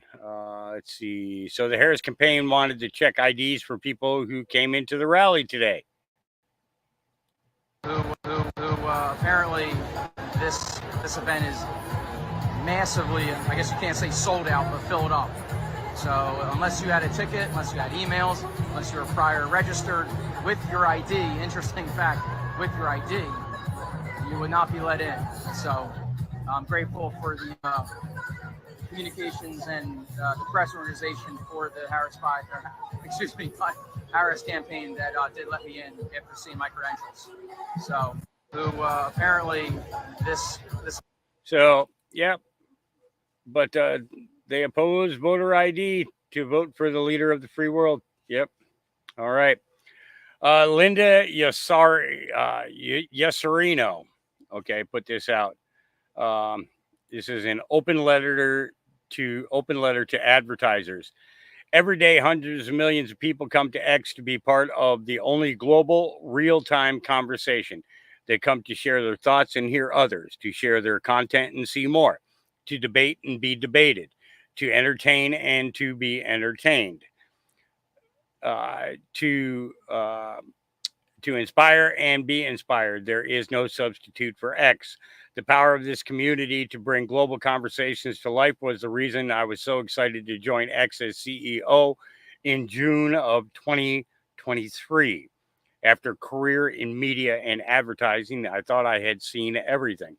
Then I read the U.S. House of Representatives Judiciary Committee's report entitled GARMS, Global Alliance for Responsible Media, HARM, last month. The report disclosed that their investigation had found evidence of an illegal boycott against many companies, including X. As their report found, evidence obtained by the committee shows that GARM and its members directly organized boycotts and used other indirect tactics to target disfavored platforms, content creators, and news organizations in an effort to demonetize and, in effect, limit certain choices for consumers. The consequence, perhaps the intent of this boycott, was to deprive X's users, be they sports fans, gamers, journalists, activists, parents, or political or corporate leaders, of the global town square. To put it simply, people are hurt when the marketplace of ideas is undermined and some viewpoints are not funded over others as part of an illegal boycott. This behavior is a stain on great industry and cannot be allowed to continue. That is why today X has filed an antitrust lawsuit against the Global Alliance for Responsible Media, GARM, the World Federation of Advertisers, which is the WFA, and GARM members CVS Health, Mars, Orsted, and Unilever. This is not a decision we took lightly, but it is a direct consequence of their action. The illegal behavior of these organizations and their executive cost X billions of dollars. Since arriving at X, I made it my mission to continue to build a platform where people, brands, and advertisers can thrive in our unique and dynamic and safe environment. And because of this commitment to our users, even despite the boycott, usage has reached an all-time high. Using a Twitter legacy metric, user active minutes in August 2022, people spent 7.2 billion active minutes on the platform. Today, that number is more than 9 billion, a 25% increase. The same is true for video, even compared to last year. Daily video views are up 45% to 8.2 billion. X is innovating and growing. And actually, I have to personally say, interject in this, that I personally appreciate it because it gives us another platform in which to podcast onto. And right now we have 86 people watching on X. And thank you all for joining me. So that's 86 viewers that normally I wouldn't have. And I appreciate that. That's 86 minds that are getting a whole bunch of information without having to go looking for it themselves, and are able to correlate through my posts and everything, topics, conversations such as this. All right. The same is true, as I said, the same is true for the video. We have met and surpassed the requests made by advertisers and groups such as GARM for new tools, both to improve advertiser controls and the effectiveness of our products to drive increased value for our customers. We have proven our platform provides advertisers a way to showcase their brands and reach their target audiences safely, effectively, and efficiently. That's why I've worked in good faith with marketers across the globe to showcase our innovations and allay any concerns with brands whom I've partnered with for decades. The unfortunate reality is that despite all our efforts, hundreds of meetings and research to the contrary, many companies choose to dismiss the facts. To those who broke the law, we say enough is enough. We are compelled to seek justice for the harm that has been done by these and potentially additional defendants, depending on what the legal process reveals. It is also clear there are likely others who suffered at the hands of this activity. This case is about more than damages. We have to fix a broken ecosystem that allows this illegal activity to occur. We will continue to innovate and ensure X has a vibrant future, while the courts will hold accountable those who engaged in illegal behavior. To all of you who have been part of the transformation journey we are on, thank you. Rest assured, we will not stop defending our global town square. Linda.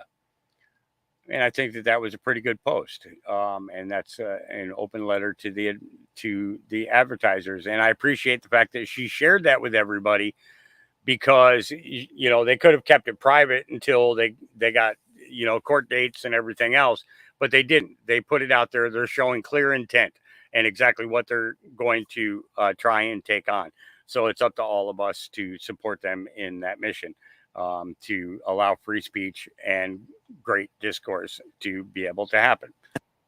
In Palm Beach, Florida, tough community, a brilliant community, a wealthy community, probably the wealthiest community there is in the world. I opened a club and really got great credit for it. No discrimination against African Americans, against Muslims, against anybody. And it's a tremendously successful club, and I'm so glad I did it. And I have been given great credit for what I did, and I'm very, very proud of it. And that's the way I feel. That is the true way I feel.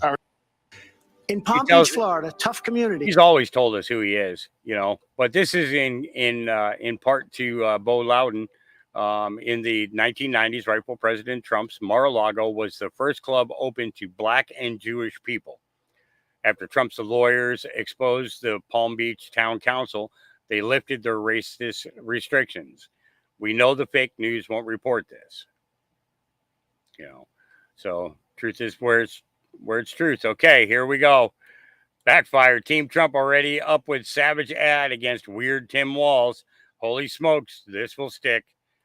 What could be weirder than signing a bill into law that requires schools to stock tampons in boys' bathrooms? Or weirder than signing legislation allowing minors to receive sex change operations? Try electing the man who signed those bills, Vice President of the United States. Enter Chief Weirdo Tim Walz. As governor of Minnesota, Walz supported legislation that endangers minors, hurts women, and puts radical ideology ahead of common sense. Now Kamala wants Walz to enforce those laws on a national scale. Tim Walz, too weird, too radical. Yep. Yep. Good one. Shipwreck says, I feel like we should stream this. Who's down for a watch party on Monday night? That's this coming up Monday, which is the, hang on, I'll get the date here, the 19th. No, the 12th. I'm sorry, the 12th. On August 12th, Donald Trump, well, I'll let him tell you. On Monday night, I'll be doing a major interview with Elon Musk. Details to follow. So Donald Trump posted that. And yeah, I think that's going to be interesting. I have a feeling that we might need to be streaming that as well. You know. All right. Let's see. Concerned citizen. They've marched them down, you fucking traitors. Man in Liverpool films the police deliberately guide far left protesters towards those deemed far right by the government to purposely spark a conflict. Here we go.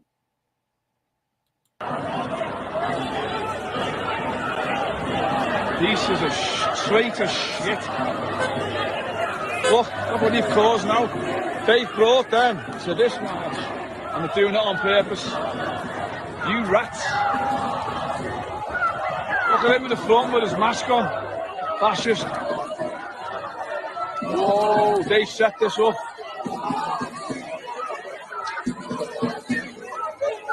Look at the state of them.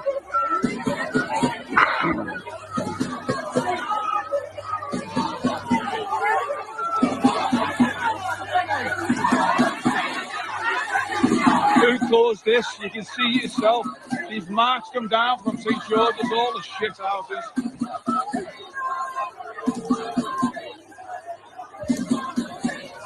Look at the anger. There was no trouble here. Nothing.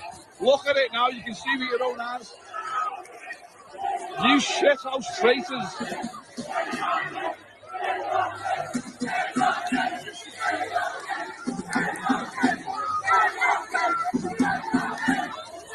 All you left-wing traitors, you can see now with your own eyes. It's not Sky News or BBC.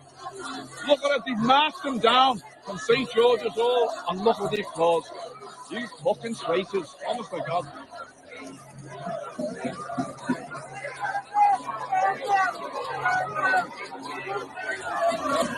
Pedophile protectors. Yep. I'm sorry, you guys got to go through that over there. Man, we're going to be dealing with our own here. All right. Absolute fire from JD Vance. Here we go. This is a guy who's proposed shipping more manufacturing jobs to China, who wants to make the American people more reliant on garbage energy instead of good American energy, and has proposed defunding the police just as Kamala Harris does. I think it's interesting, actually. They make an interesting tag team because, of course, Tim Walz allowed rioters to burn down Minneapolis in the summer of 2020. And then the few who got caught, Kamala Harris helped bail them out of jail. So it is more instructive for what it says about Kamala Harris, that she doesn't care about the border. She doesn't care about crime. She doesn't care about American energy. And most importantly, she doesn't care about the Americans who have been made to suffer under those policies. This is Yep. Interesting. Yep. All right. Here we go. Steve 2A. He says, slowly but surely, people are waking up to this fact. Mm-hmm. You got black folks looking at Trump as racist. I remember when Trump was throwing sporting events, Tyson fights and other things at Trump Plaza. All of us were there. We didn't think he was that then. Right. We didn't think he was that when we watched The Apprentice. We didn't think he was that when he was at sporting events. But suddenly we think this. Mm-hmm. Yep. Yep. Bam, bam, bam. If I was Tim Walz, governor of Minnesota, and Kamala Harris's choice for vice president, I wouldn't want you to know that back in 2020 during the George Floyd riots, I initially refused to call in the National Guard because I felt that protesters needed the space to express their outrage. I wouldn't want you to know that my own wife on camera has said that violent criminals deserve as many chances as are needed, regardless of how it makes the, quote, law and order people feel. I wouldn't want you to know that I actually called Donald Trump a fascist and threat to our democracy barely a few weeks after his assassination attempt. I would want you to know that I have been on record as saying that one man's socialism is another man's neighborliness. I also would want you to know that in my own state, I signed a bill into law that requires schools for children in the grades 4 through 12 to have access to free menstrual products in those school bathrooms. And yes, that applies to male and female restrooms. I wouldn't want you to know that under my watch, I have authorized the ability for illegal immigrants to receive free college tuition. And I definitely would not want you to share this video with other individuals so that they know that information as well. Mm-hmm. Yep. We just shared it with 443 people. Oh, boy. All right. Script Keeper says, my skills have been built for years in this war movie plan since 2017. I can tell you for a fact that ID 2020 did not happen. 13 states signed up for it, and no one else jumped on board.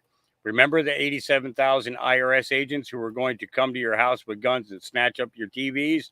It didn't happen. Remember when they said all the diesel fuel was finished? We got diesel. How about this box waiting on this box? I'd be grateful you don't get what you wish for. Yeah. And he says, now the reason why I posted this is because there has been a shit ton of predictions. Not all came true. So prepare for anything. Whatever you do, do not go woke. You will wonder, up broke. Yeah. Yeah. Did he say anything else? Let's see. And I'd love to play his music, but I can't. But he's got a Spotify link here. I will drop. Let's see. I think I can open it. I've never gone to Spotify before. I will drop his link in here for anybody who does want to listen to it. And Truth Teller is the name of the song, and because it's copyrighted, I don't want to get in no trouble, and you don't want me to get in any trouble. I'd have to, actually, I do got an idea of something that I'd like to do and get together with Script and do is interview him and his buddy. I don't remember what his handle is, but another patriot that write a whole bunch of songs. And I'd like to get them in on an interview and talk to them about, how they came up, with music when they started mixing beats, when they started, when they realized that they could rap, and the direction that all this Joka. Yeah, there you go. I'd be interested to know all of that because I've seen him go on with people, but there's never really been any serious questions to him in regards to the music. Joka Q Army. That's it. Thank you, Chris Bowen. These are things that as a musician myself, I kind of want to, I'd like to know. It's like Struggle Jennings. Okay. There's a prime example for you, back when we were doing the prayathons and everything, I think it was our 4th or 5th week in the prayathon. We Need You Now. God, We Need You Now came out. And we played that quite often. And others, maybe it was farther in. I think maybe it was 5 or 6 months into the weekend prayathons. But I'd love to be able to have a conversation with Struggle about why he came out with these particular songs, March of the Crusaders and many other songs. What influenced that? and and the fact that, I think that these are questions that some of us as fans of what they do, what they post on X are, and I kind of like to know the answers to those questions. So, Script Keeper, if you're tuned in and watching right now, I'd love to get you and Joker Q Army to come on, and because you guys will be present, you guys can actually play your music, and and stuff, and talk about the songs and the reasons behind each song, and things like that. And I think that would be freaking awesome. I think it'd be a great way to, I think it'd be a great conversation. Personally, you might think I'm crazy, but hey, all right. Chuck Colesto says, shock report: Secret Service whistleblower reveals the lead agent at the Butler Trump rally was not checking IDs or enforcing normal protocols. Was this a setup from the beginning? I think so. Fox News. Like Tom McDonald said, you missed. You missed. And yeah. Fox News alert: Secret Service whistleblowers are coming out of the woodwork, furious about last week's press conference where the director, Ron Rowe, admitted the agency failed but wouldn't fire anyone. Trump's entire protective detail's been an illusion. The rally in Butler was the first time the Secret Service sent counter snipers to a Trump event. And those snipers were communicating by text message without Wi-Fi. Only the locals had radios, and according to the Washington Post, the Secret Service wasn't even in the same room as they were. They were in a completely different command center on the opposite side of the farm. Basically, the Secret Service was playing a big game of telephone while Crooks was stalking the grounds. Who signed off on this disastrous plan? According to whistleblowers who've spoken to Senator Josh Hawley, it all comes down to the lead site agent, who they claim is inexperienced and incompetent. Senator Josh Hawley's been speaking with these whistleblowers, and he joins us now. Senator, what have these whistleblowers been telling your office? Well, what they've been saying, Jesse, is that this individual, the site agent, the lead agent, was known to the Trump campaign to be inexperienced, to be ineffectual, to be, frankly, incompetent at their job. Well, I'm also told by whistleblowers that on that day, she was not enforcing the normal security protocols. She was not checking people's IDs. She did not use Secret Service agents. Most of the agents there that day were not Secret Service agents. They were Homeland Security agents. And get this, Jesse, most of them had never worked a rally before. And yet this is who she chose to staff the event with, and she didn't train them or integrate them. From top to bottom, it was a total disaster. Jesse, it is a miracle, not only that Trump is alive, but that more good Americans were not killed. It's unbelievable. You're saying that the site agent in charge of this security in Butler wasn't checking IDs? What do you mean? She was just letting people in? That is what whistleblowers tell me, is that IDs were not checked to allow individuals into secure areas, Jesse. In other words, it was a total free-for-all. Whistleblowers portray to me a circumstance, a situation that was totally out of control, where people were milling around, including in what were supposed to be highly secure areas. Nobody knew who they were. By the way, it was also the lead site agent's job to make sure the line of sight for where Trump was clear, that agents could see all angles, and she didn't do that. In fact, I'm told that the line of sight was obstructed, which means that agents from different angles couldn't really see around Trump, couldn't see potential dangers to Trump. This is pretty textbook stuff, Jesse, and what whistleblowers say to me is none of it was done properly, none of it was done by the book, and frankly, when you know all that, it's amazing more people weren't killed. This person needs to be fired, as does anybody who had leadership on that day. This person is still doing security. They're still in charge of security for political events. Why aren't they sidelined and under investigation themselves? This is exactly what the whistleblowers who are coming to me, Jesse, want to know. And in fact, we know that this individual is still doing all those things because the director confirmed it. He told me under oath that, yeah, this individual is still working events. In fact, he said still doing investigations, which raises the question, is she investigating herself? Right. I mean, this is insane. And I'll just say this, Jesse. Sure. Whistleblowers are coming forward from the Secret Service because they can't believe what leadership is doing. They cannot believe the Secret Service is not taking action to clear out the rot, frankly. They're scared to death this is going to happen again. We can't let it happen again. We've got to get the facts. Was this site agent for Butler, was she one of these Cheadle hires? You know how Cheadle has an agenda. She just promotes people without merit. Was that person a person like that? I don't know the answer to that. All I am told by these whistleblowers is that this individual was inexperienced, that she was known to the campaign to be, frankly, not very good at her job. They had concerns about this individual before the Butler rally. Again, when she was assigned to Butler, the campaign was worried. They thought, uh-oh, this has not gone well before. And my gosh, it didn't go well that day. All right, well, I'm very glad these whistleblowers are speaking out to your office. Please keep the public posted on some of these developments, because the more and more we hear about it, just the angrier I get. Thank you again. All right. Let's see here. It's breaking news. U.S. Treasury is about to shake the markets in a huge way. Get ready for a bullish surge like never before. All right. EchoX put this out. Starting August 6th of 2024, the Treasury is set to buy back billions in bonds, injecting massive liquidity into the economy. That's right, folks. They're printing money to make these buybacks happen. Why is this huge? Here's the scoop. Increased liquidity, more money circulating means businesses can access cheaper capital, leading to expansion and growth.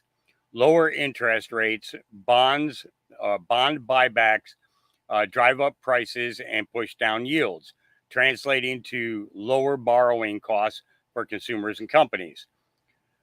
Market confidence, a bold move signals confidence in the economy's future, attracting investors and driving up stock prices. This unprecedented action could be the spark that lights the fuse for the next economic boom. Don't miss out on this potential gold mine. Keep your eyes on the markets and know what you hold. And basically, it's showing here the let's see. These are the buyback operations, and you can see 4 billion, 2 billion, 500 million, 2 billion, 4 billion, 5 billion, 4 billion, 3 billion. 500 million, and these numbers are just going to increase as they continue to buy up back as many bonds as possible. Is that really going to help us? I don't know. You know, so we've seen enough on Tim Walz. Okay, this video should be mandatory viewing in America, says Wall Street Bates. Here we go, and we've seen this girl before, but this is a great reminder. The country you live in, or go live in the country that you support. There's nothing that's more true than this statement. As an immigrant, I find it ridiculous to see the amount of American people hating on their own country. But worse than this is the fact that they refuse to leave, and they also hate it, but they take advantage of everything that America has to offer them. It's easy to support Islam when you don't live in a Muslim country where Sharia law is in place, right? It's easy to complain about capitalism when you have a supermarket available every mile around you where you can go and buy food and you don't have to stand hours and hours in line for a piece of bread or a bucket of water, like it is in so many countries where socialism is in place. And if the United States has been falling in the last years, it is because of people like you who support a government that lies straight to your face, a government that creates this fake narrative that everyone is equal while destroying prosperity. People have always wanted to immigrate to the United States for a reason. And it's not because we are a white supremacist country, not because we're racist. This I can guarantee you. It's because we've always taken the word freedom very seriously. It seems to me that it's getting lost. And once that concept of freedom gets lost, that's when we're going to start having lives that look exactly like these countries that I just mentioned here.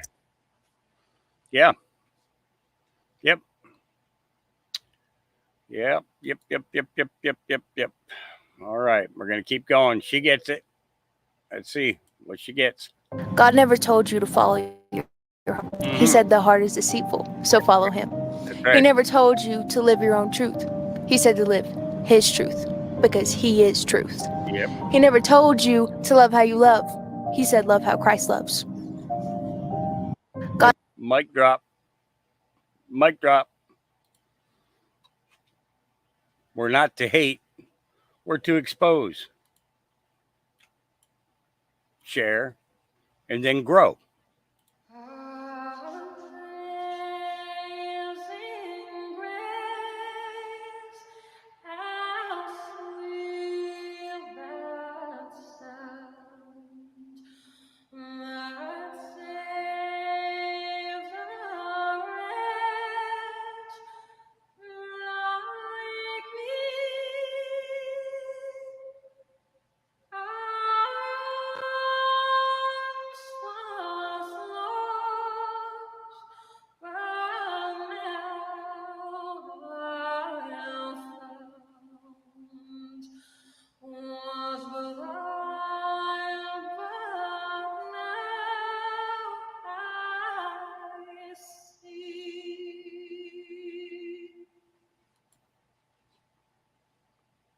Absolutely awesome. Yep. Blind girl sings Amazing Grace a cappella in a church. This gave me chills. Well, the reason that it gives you chills is because she sang from her heart, and she sang in a place that was designed for frequency, for acoustics, frequencies, healing frequencies. That's what they were made for. That's what those buildings were made for. The harmonics in a room like that can be overwhelming. Absolutely. Nevada, your elections are rigged. I need to be able to know how they are, for lack of better words, how there are all of these votes that are going on. And my client is saying that he hasn't lived in Nevada. He hasn't voted in Nevada. Where he has voted is Georgia. He lives in Gwinnett County. And there's never been an instance where he's been cited for any irregularities within Gwinnett County. And so again, it goes to my point. Now, bigger fundamental question would be is what is going on in Nevada that lets the Georgia resident who has been here for well over 20 years vote repeatedly in Nevada in every single election? The devil's in the details. If it's every single election, then that begs the question. And in my opinion, it takes more than just people looking at signatures. The second question that I'm going to ask, which again, did you see my client write it? They're not going to be able to say that. The biggest fundamental question, because I was here this morning and everybody's talking about election security. Isn't it possible that people are potentially obtaining these absentee ballots for the purpose of utilizing them? Counselor, I appreciate your vigorous defense of your client. That is not at issue here. At issue here is whether or not you. I would contend that it is, because it is a part of my defense. At some particular point in time, the legislatures are going to have to begin the process of communicating just like the banks do. Well, I will say that the ERIC system is the one in which this should have been caught under ERIC, because that is the only system where states can compare their voter lists to determine exactly who voted. I want to. Yep.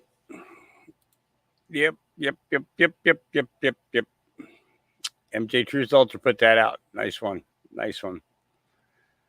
All right. Here's another one on Donald Trump. Senseless acts of kindness. You know, throughout your career as well, you know, Ed McMahon and his house, he was in financial distress at the end of his career. You Good bought guy, that. such a good guy. You know, your limo breaks down and you end up paying off someone's mortgage, someone that stopped and helped you. There's a soft side to Donald Trump. But if you reveal it, you'll destroy my image. I'm I like not sure. helping people. I love people. I love helping people. And wherever I can, I'm fortunate that I can do all of this stuff or whatever I want to do. And I do like helping people. It's very important. Senseless. Yep.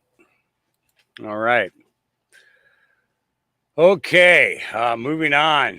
What an incredible story. She went from being incredibly woke to voting for Trump. Let's take a listen. This is a long one. It's going to give me enough time to go to the bathroom. I've already heard it. So here you go. So I'm happy to tell you how I went from being super woke to voting for Trump. For one, I voted for Obama because I wanted gay marriage, and then I became super woke from there. I lived in a deep red state in the South, and I decided I wanted to move to Portland, Oregon, of all places. So I moved to Portland about maybe 10 years ago now. When I moved to Portland, I became vegan. I also was one of the pioneers of calling Trump supporters racist and all of those other words, right? Because I was reading a lot of fake news, a lot of headlines, and seeing people like Jimmy Fallon and these other talk show hosts repeating this rhetoric. And I fell for it because I didn't know much about politics. But either way, I lived in Oregon. I lived in Portland, Oregon, and I was vegan. And I actually went to a lot of these protests, these peaceful protests. I never did anything violent. I always stayed away from these people. But I firsthand started to witness the violence and the rhetoric coming from BLM and Antifa. This is before I ever even considered voting for Trump, right? Then I moved to Seattle from Portland. I got to witness firsthand what was going on in Chaz/Chad when Antifa and BLM and all of these other woke activists took over several city blocks and an entire police station in Seattle. I walked through Chaz a few times, right? As well as I knew a lot of the people who were like advocating and kind of running the whole Chaz thing. They said that it was decentralized. It kind of was, but it also wasn't.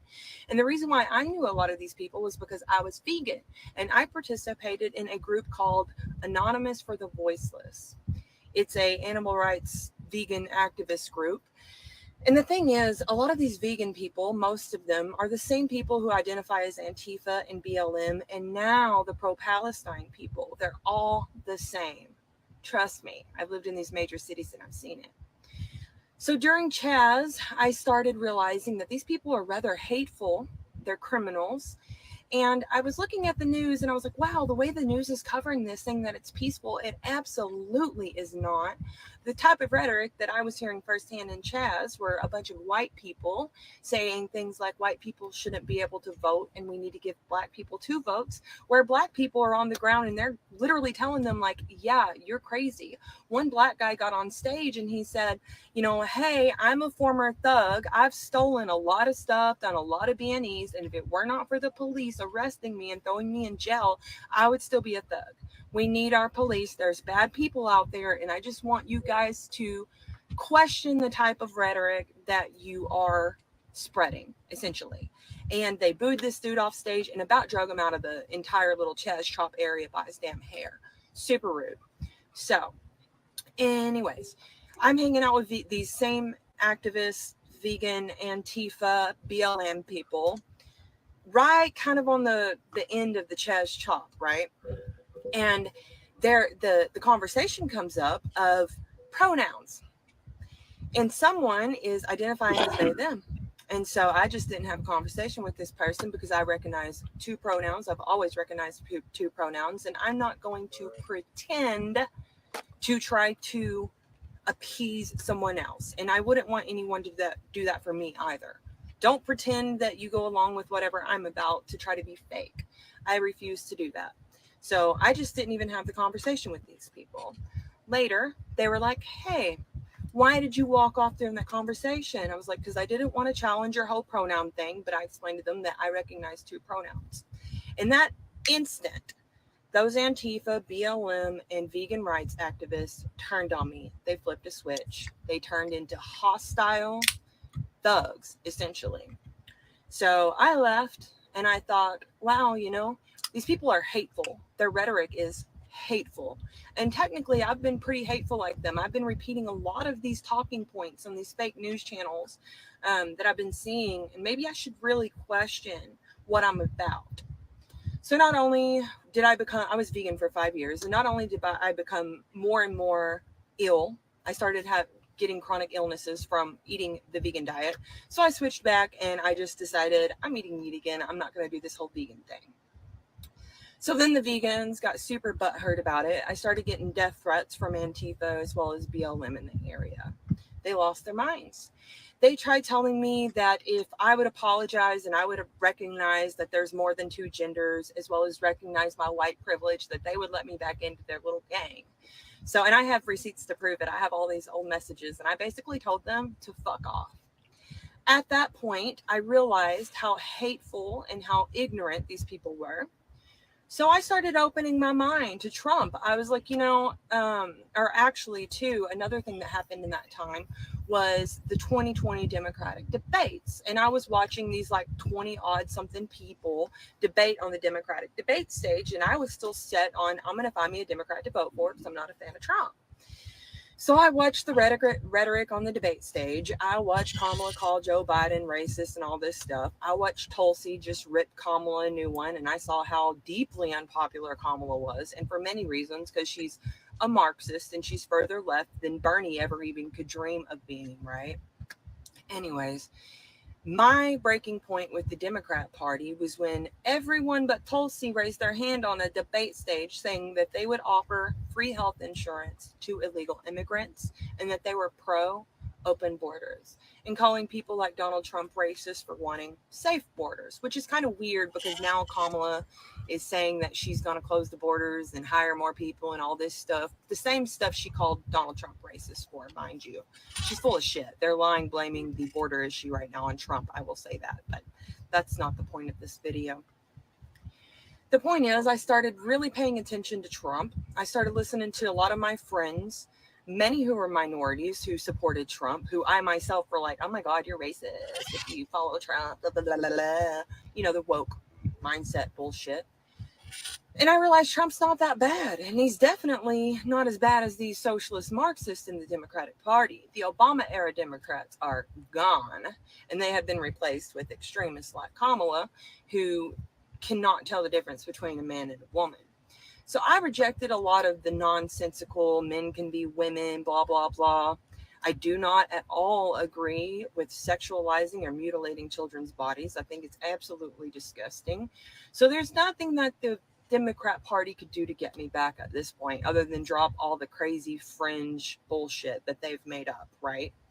And close the borders, as well as a lot of other stuff. But as I started looking into Donald Trump, I started realizing that everything I had been told about Donald Trump was a lie. Straight up a lie. It was just smear campaigns. A lot of it brought on by the RNC and GOP, others brought on by the DNC, and a lot of it was just fake news media, clickbait crap, right? So the more I looked into Trump, the more I liked Trump, and the more I realized his policies are going to be the only thing that saves this country. And when I make fun of the wokies, I'm doing it based on personal experience that I've had with the woke mob. And I am serious when I say the vegan activists, BLM, Antifa, and these pro-Palestine Hamas people, pro-Hamas people, are all the same people. And if you dare challenge a damn thing that they say, one single thing that they say, they will turn on you and they will become violent and they will send you death threats. I just say, if you don't believe me, go to a super blue city, find you some vegan activist or some BLM or Palestine activists, challenge anything they say. You don't even have to be ugly to them. You could just say, I respect the fact that you use whatever XYZ pronouns, but I only recognize two pronouns. You can go as far as believe in what I believe and say, hey, even if you're a man identifying as a woman, I still see you as a man. You're still a man. But if you're respectful to me, I will use she, her pronouns, but I won't use anything beyond he, him, she, her. And they're going to turn on you. They're going to become violent. And they're going to try to threaten your very existence. And to me, that was enough to completely ditch the wokies. And when I say woke, that's what I mean. People who are confused by gender, people who try to force ideologies on you that make absolutely no sense. They make up genders. They try to tell you that open borders are a good thing. They try to tell you that you're racist for saying that our troops and our American citizens should receive assistance before illegals receive assistance, things like that. The woke mob. And anybody who's going to turn on someone who otherwise agrees with them about a lot of things and become violent, that's a terrorist group, realistically. Tyrannical, unhinged weirdos is the nicest way that I can describe them. And so that's what drove me to Donald Trump. And I will say a lot of my MAGA friends, as well as people I've never met, MAGA has been extremely accepting to me. They've not given me any shit. Yep. Yeah, I guess she maxed out what her post could be. But yeah, it's a good way to understand where these young people are coming from and the direction that they're heading. All right, who actually runs the government? Who actually runs the government in your experience? Not who you think it is. It's and in many cases, especially recently, the troubling part about all this is it's not even people who we vote for. When you look at what happened when President Biden had that infamous debate with President Trump, it exposed the reality that many of us have known for a long time, which is that President Biden has not been the guy calling the shots. He has not been the guy making the decisions, nor has it been Kamala Harris, for that matter, nor will it be if she is elected president. It is this cabal of, the Democrat elite, the woke warmongers, made up of the likes of Hillary Clinton and Barack Obama and, Tony Blinken and Jake Sullivan and, people who are in the military industrial complex, people who profit from us being in a constant state of war. It is those in the administrative state, in the national security state, who derive more authorities and ability to take away our liberty when we are in a heightened state of crisis or war. It is their friends and billionaires and people in media who all derive their power from being able to have a figurehead that essentially they can control.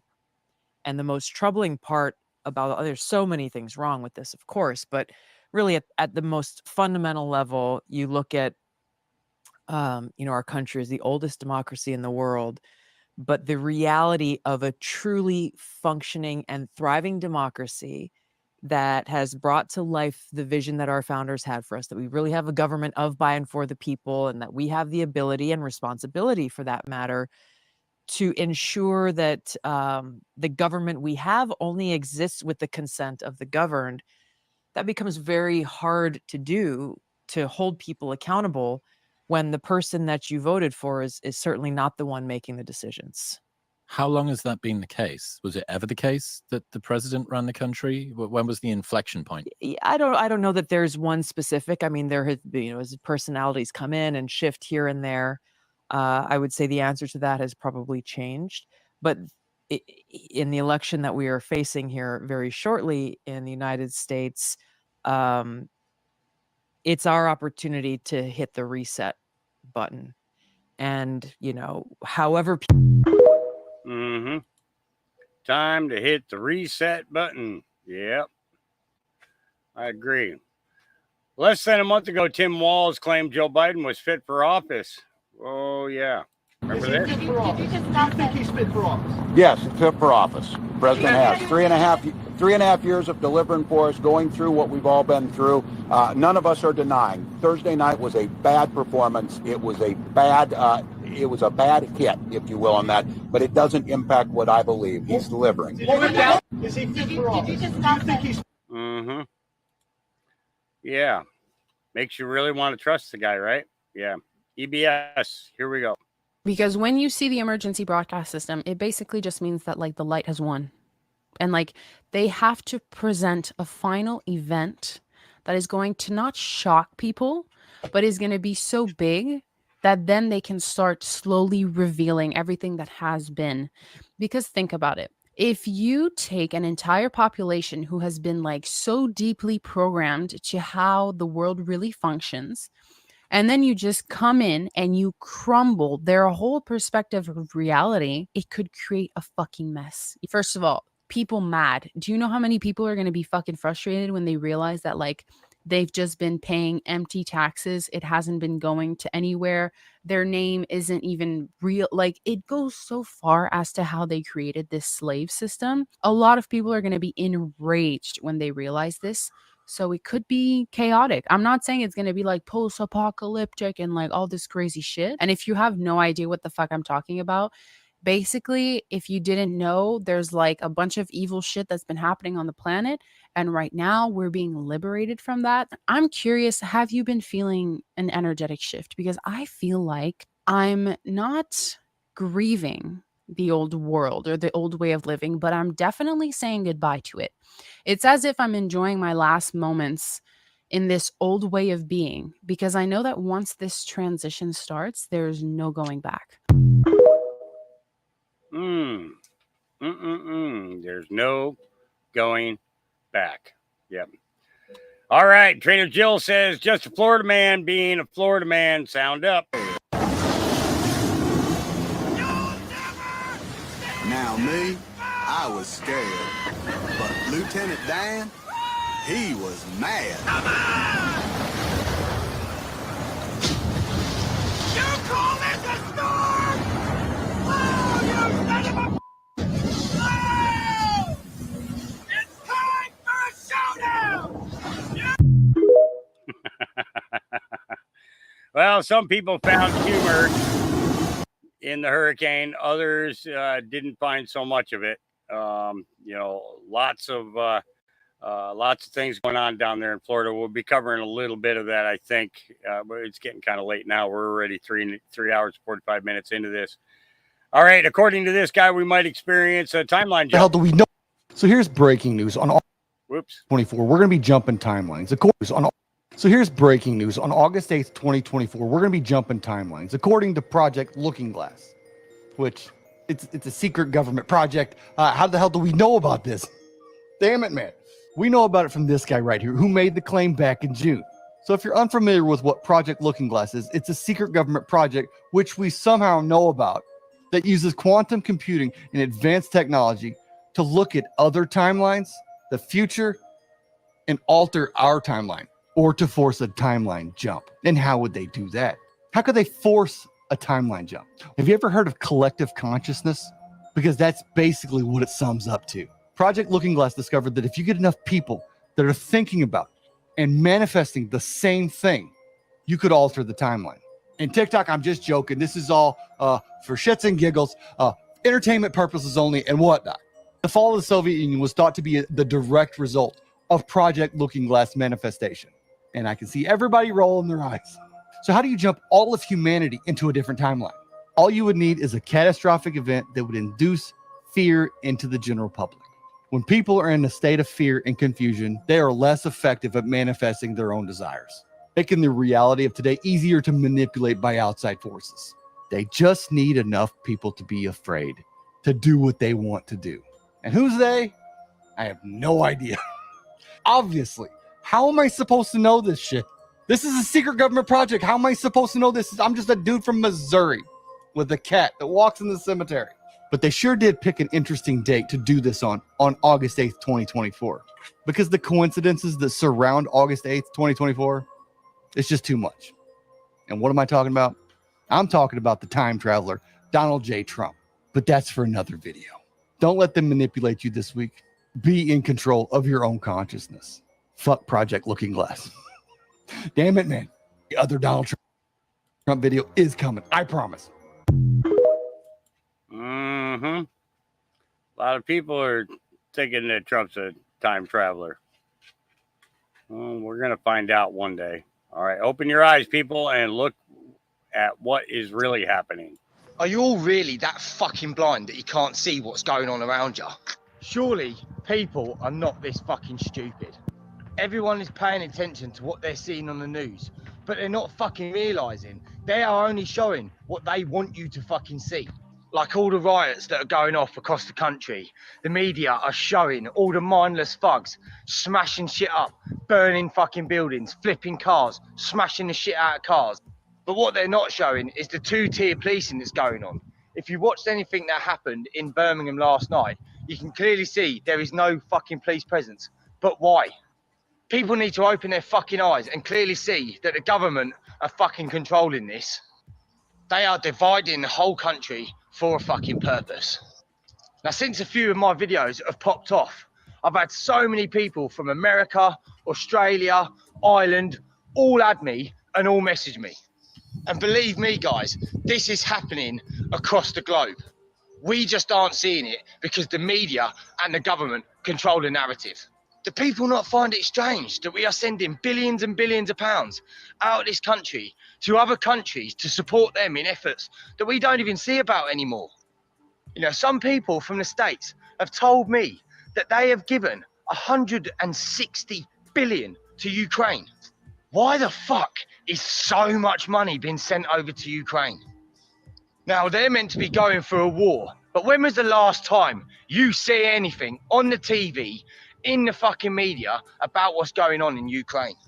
And yet, we are still sending money that way. And if they are going for a war, please tell me and help me understand how they won the Eurovision Song Contest, how they competed in the Euros. I don't understand. If you're going for a war, how can you compete in all these things? How can you compete in the Olympics? I don't fucking understand it. And here in the UK, we are just being fucked left, right, and centre. He is fucking pumping this shit out in the media on fucking purpose. Look what Starmer is doing. Look at the fucking things you see in the news. Why is he only covering a small amount of it? He is going to go down in history for creating the biggest divide ever in the UK. But while we've still got fucking idiots that live in this country, like the numpty that's fucking pictured walking out of fucking Greg's with a fucking tray of steak bakes, well done fucking dickheads, because you are the numpties that have played right into their fucking hands. People really need to start fucking waking up and realise the only way we are ever going to fucking beat this government is by uniting. Fucking, and that is everyone across the whole fucking country. Don't matter what fucking religion you are, don't matter what the fucking colour of your skin. If you are a fucking UK citizen, we should be standing up as one. But the more time I've spent on fucking TikTok, I realise we don't just need to stand up as a country. Globally, we all need to fucking unite.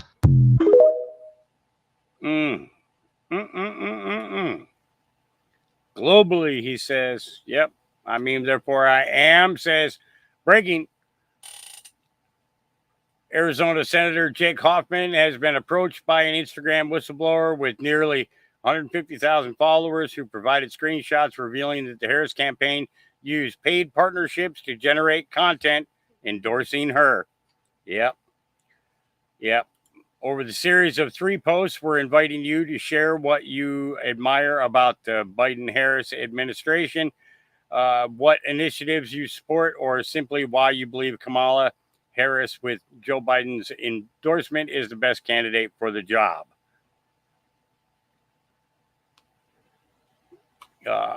If you're interested in creating content on Instagram, please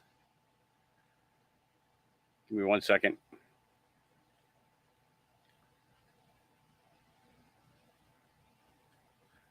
If you're interested in creating content on Instagram, please let me know as soon as possible.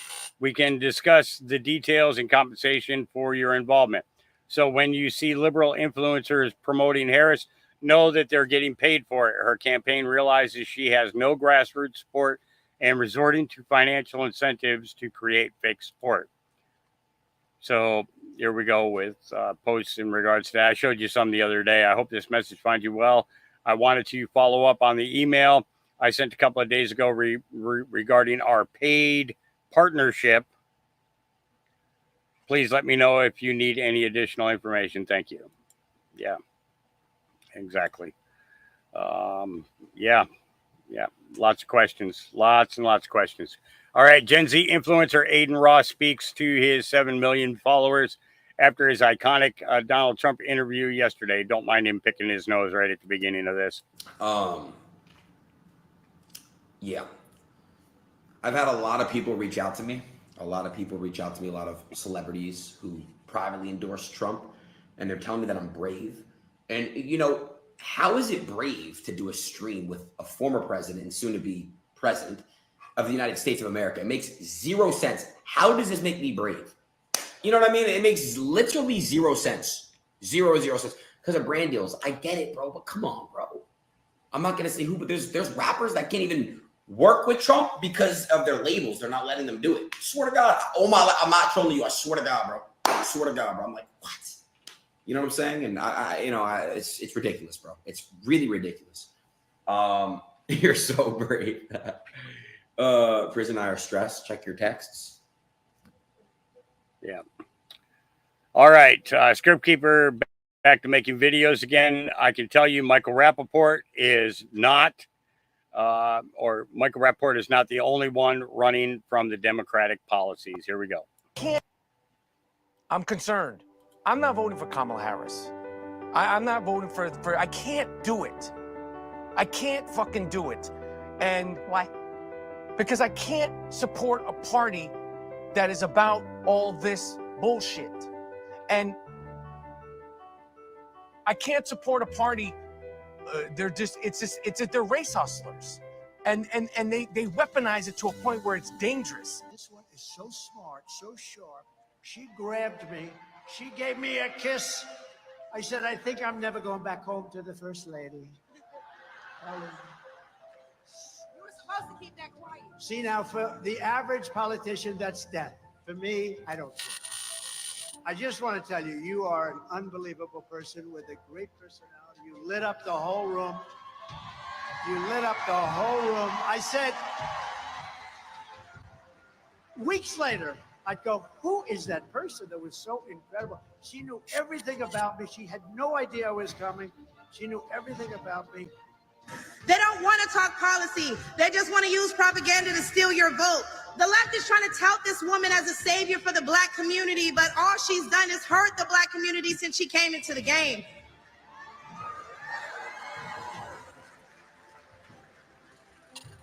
See, the first step in destroying the black community is to dismantle the black family. So aside from her record as a prosecutor, why don't we ask Mrs. Willie Brown if Kamala Harris cares about black families? We have to stay woke. Like, everybody needs to be woke. And you can talk about if you're the wokest or woker, but just stay more woke than less woke. Yeah. And as a woman, there's a balance to be struck between being tough and being a bitch.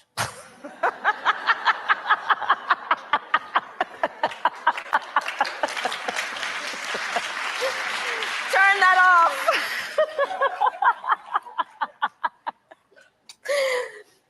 I have educated myself so much since 2016, and I have a ways to go. My political views have changed immensely, and they're changing at a rapid pace.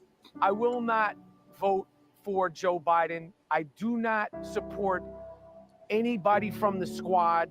I think they're totally full of shit. I think they're dangerous. I think they're race hustlers. I think they're cons.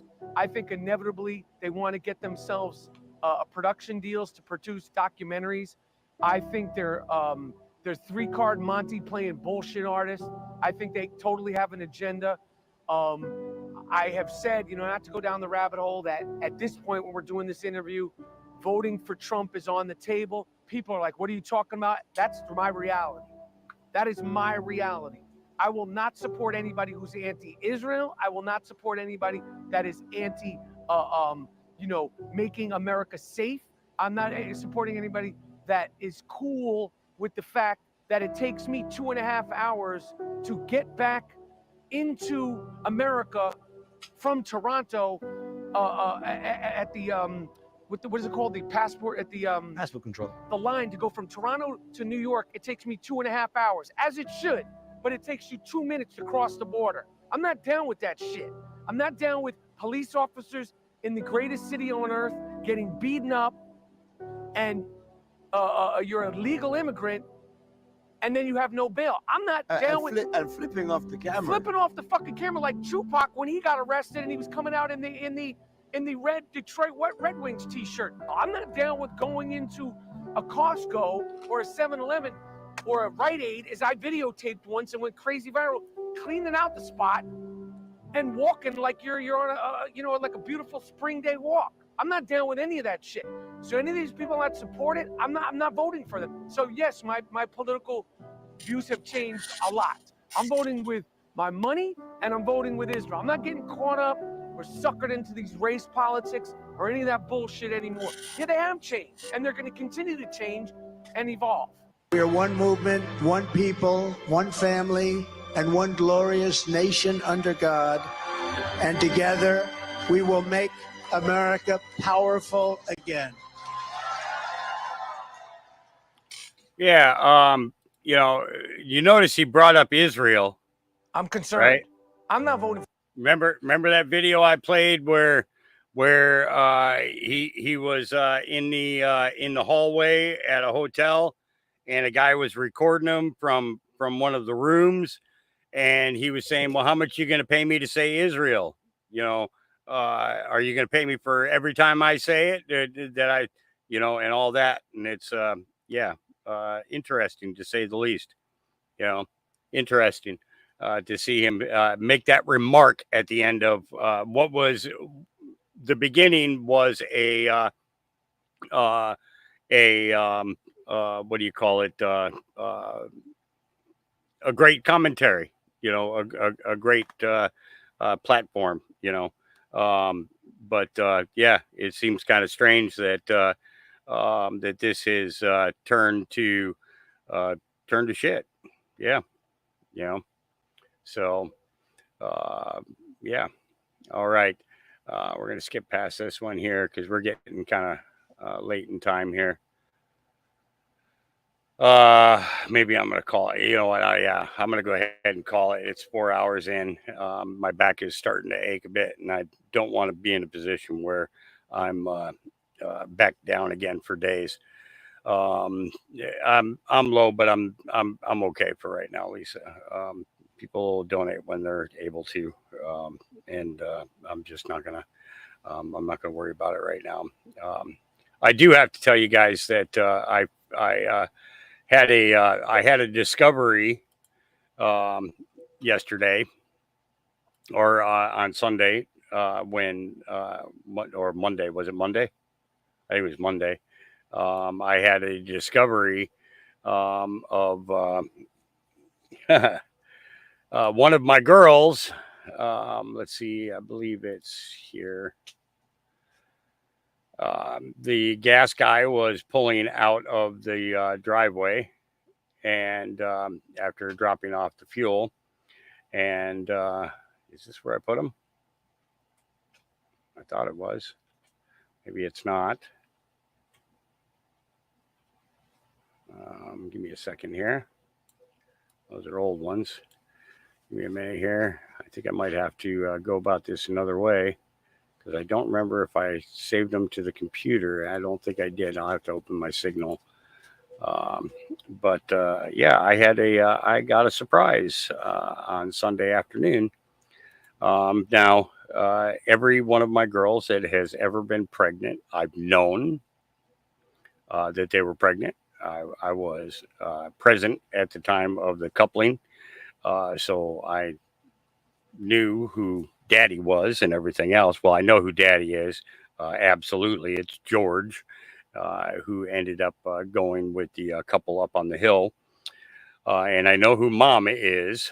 I'm just shocked that there were absolutely no signs whatsoever of being pregnant.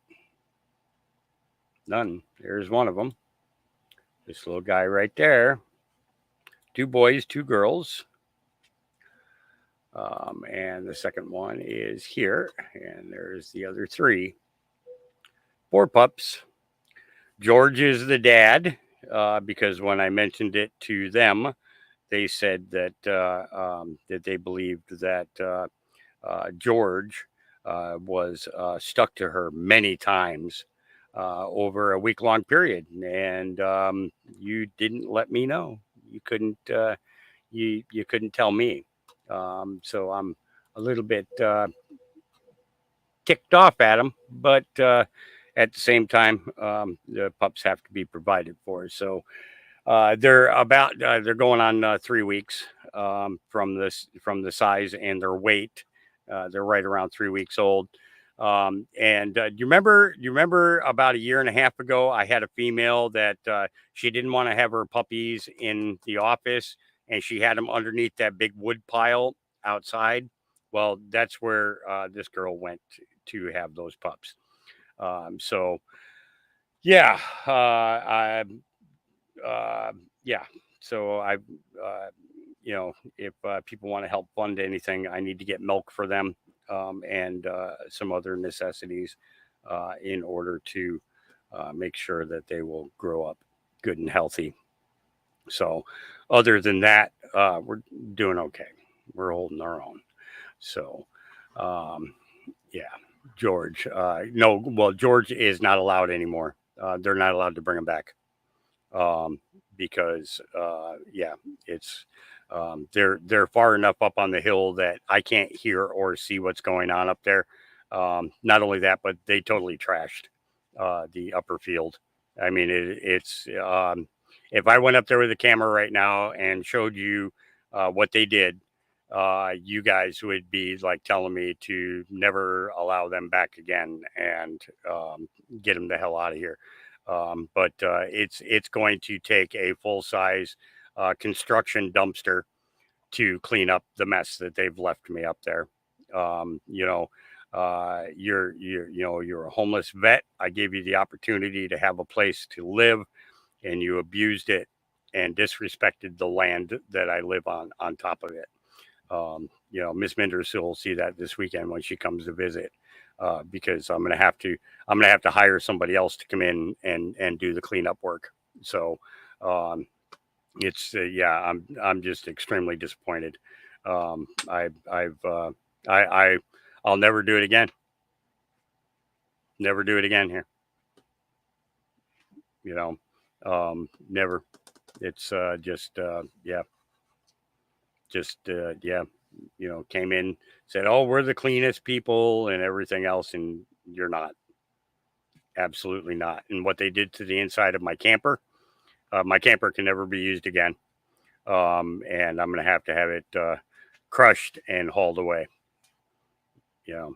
So but actually I'm actually hoping to find somebody who wants to come and get the frame.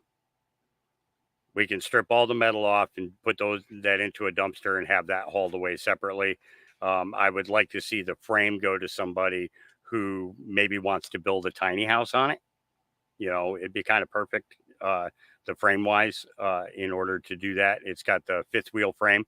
And I think that would be cool to see somebody build a tiny house out of it. You know, and, you know, yeah. So it's, yeah, just a little disappointing. That's all. You know, we just got to kind of walk through things, deal with things. But yeah, it's tough when you're doing good. You know, they say no good deed goes unpunished. Well, yeah, I guess in a sense, that's exactly what happened. And unfortunately, you know, that takes away from me being able to help somebody else, you know, in that way. So very disappointing, you know. But other than that, remember, our Creator loves you. His Son, the Christ, that was sacrificed for us. He loves you, and I love you, and we will see you guys again tomorrow, probably on time. I hope. Anyways, I'm not going to knock on wood because I might end up sleeping in again. But other than that, you guys have an awesome day. Love you. Peace.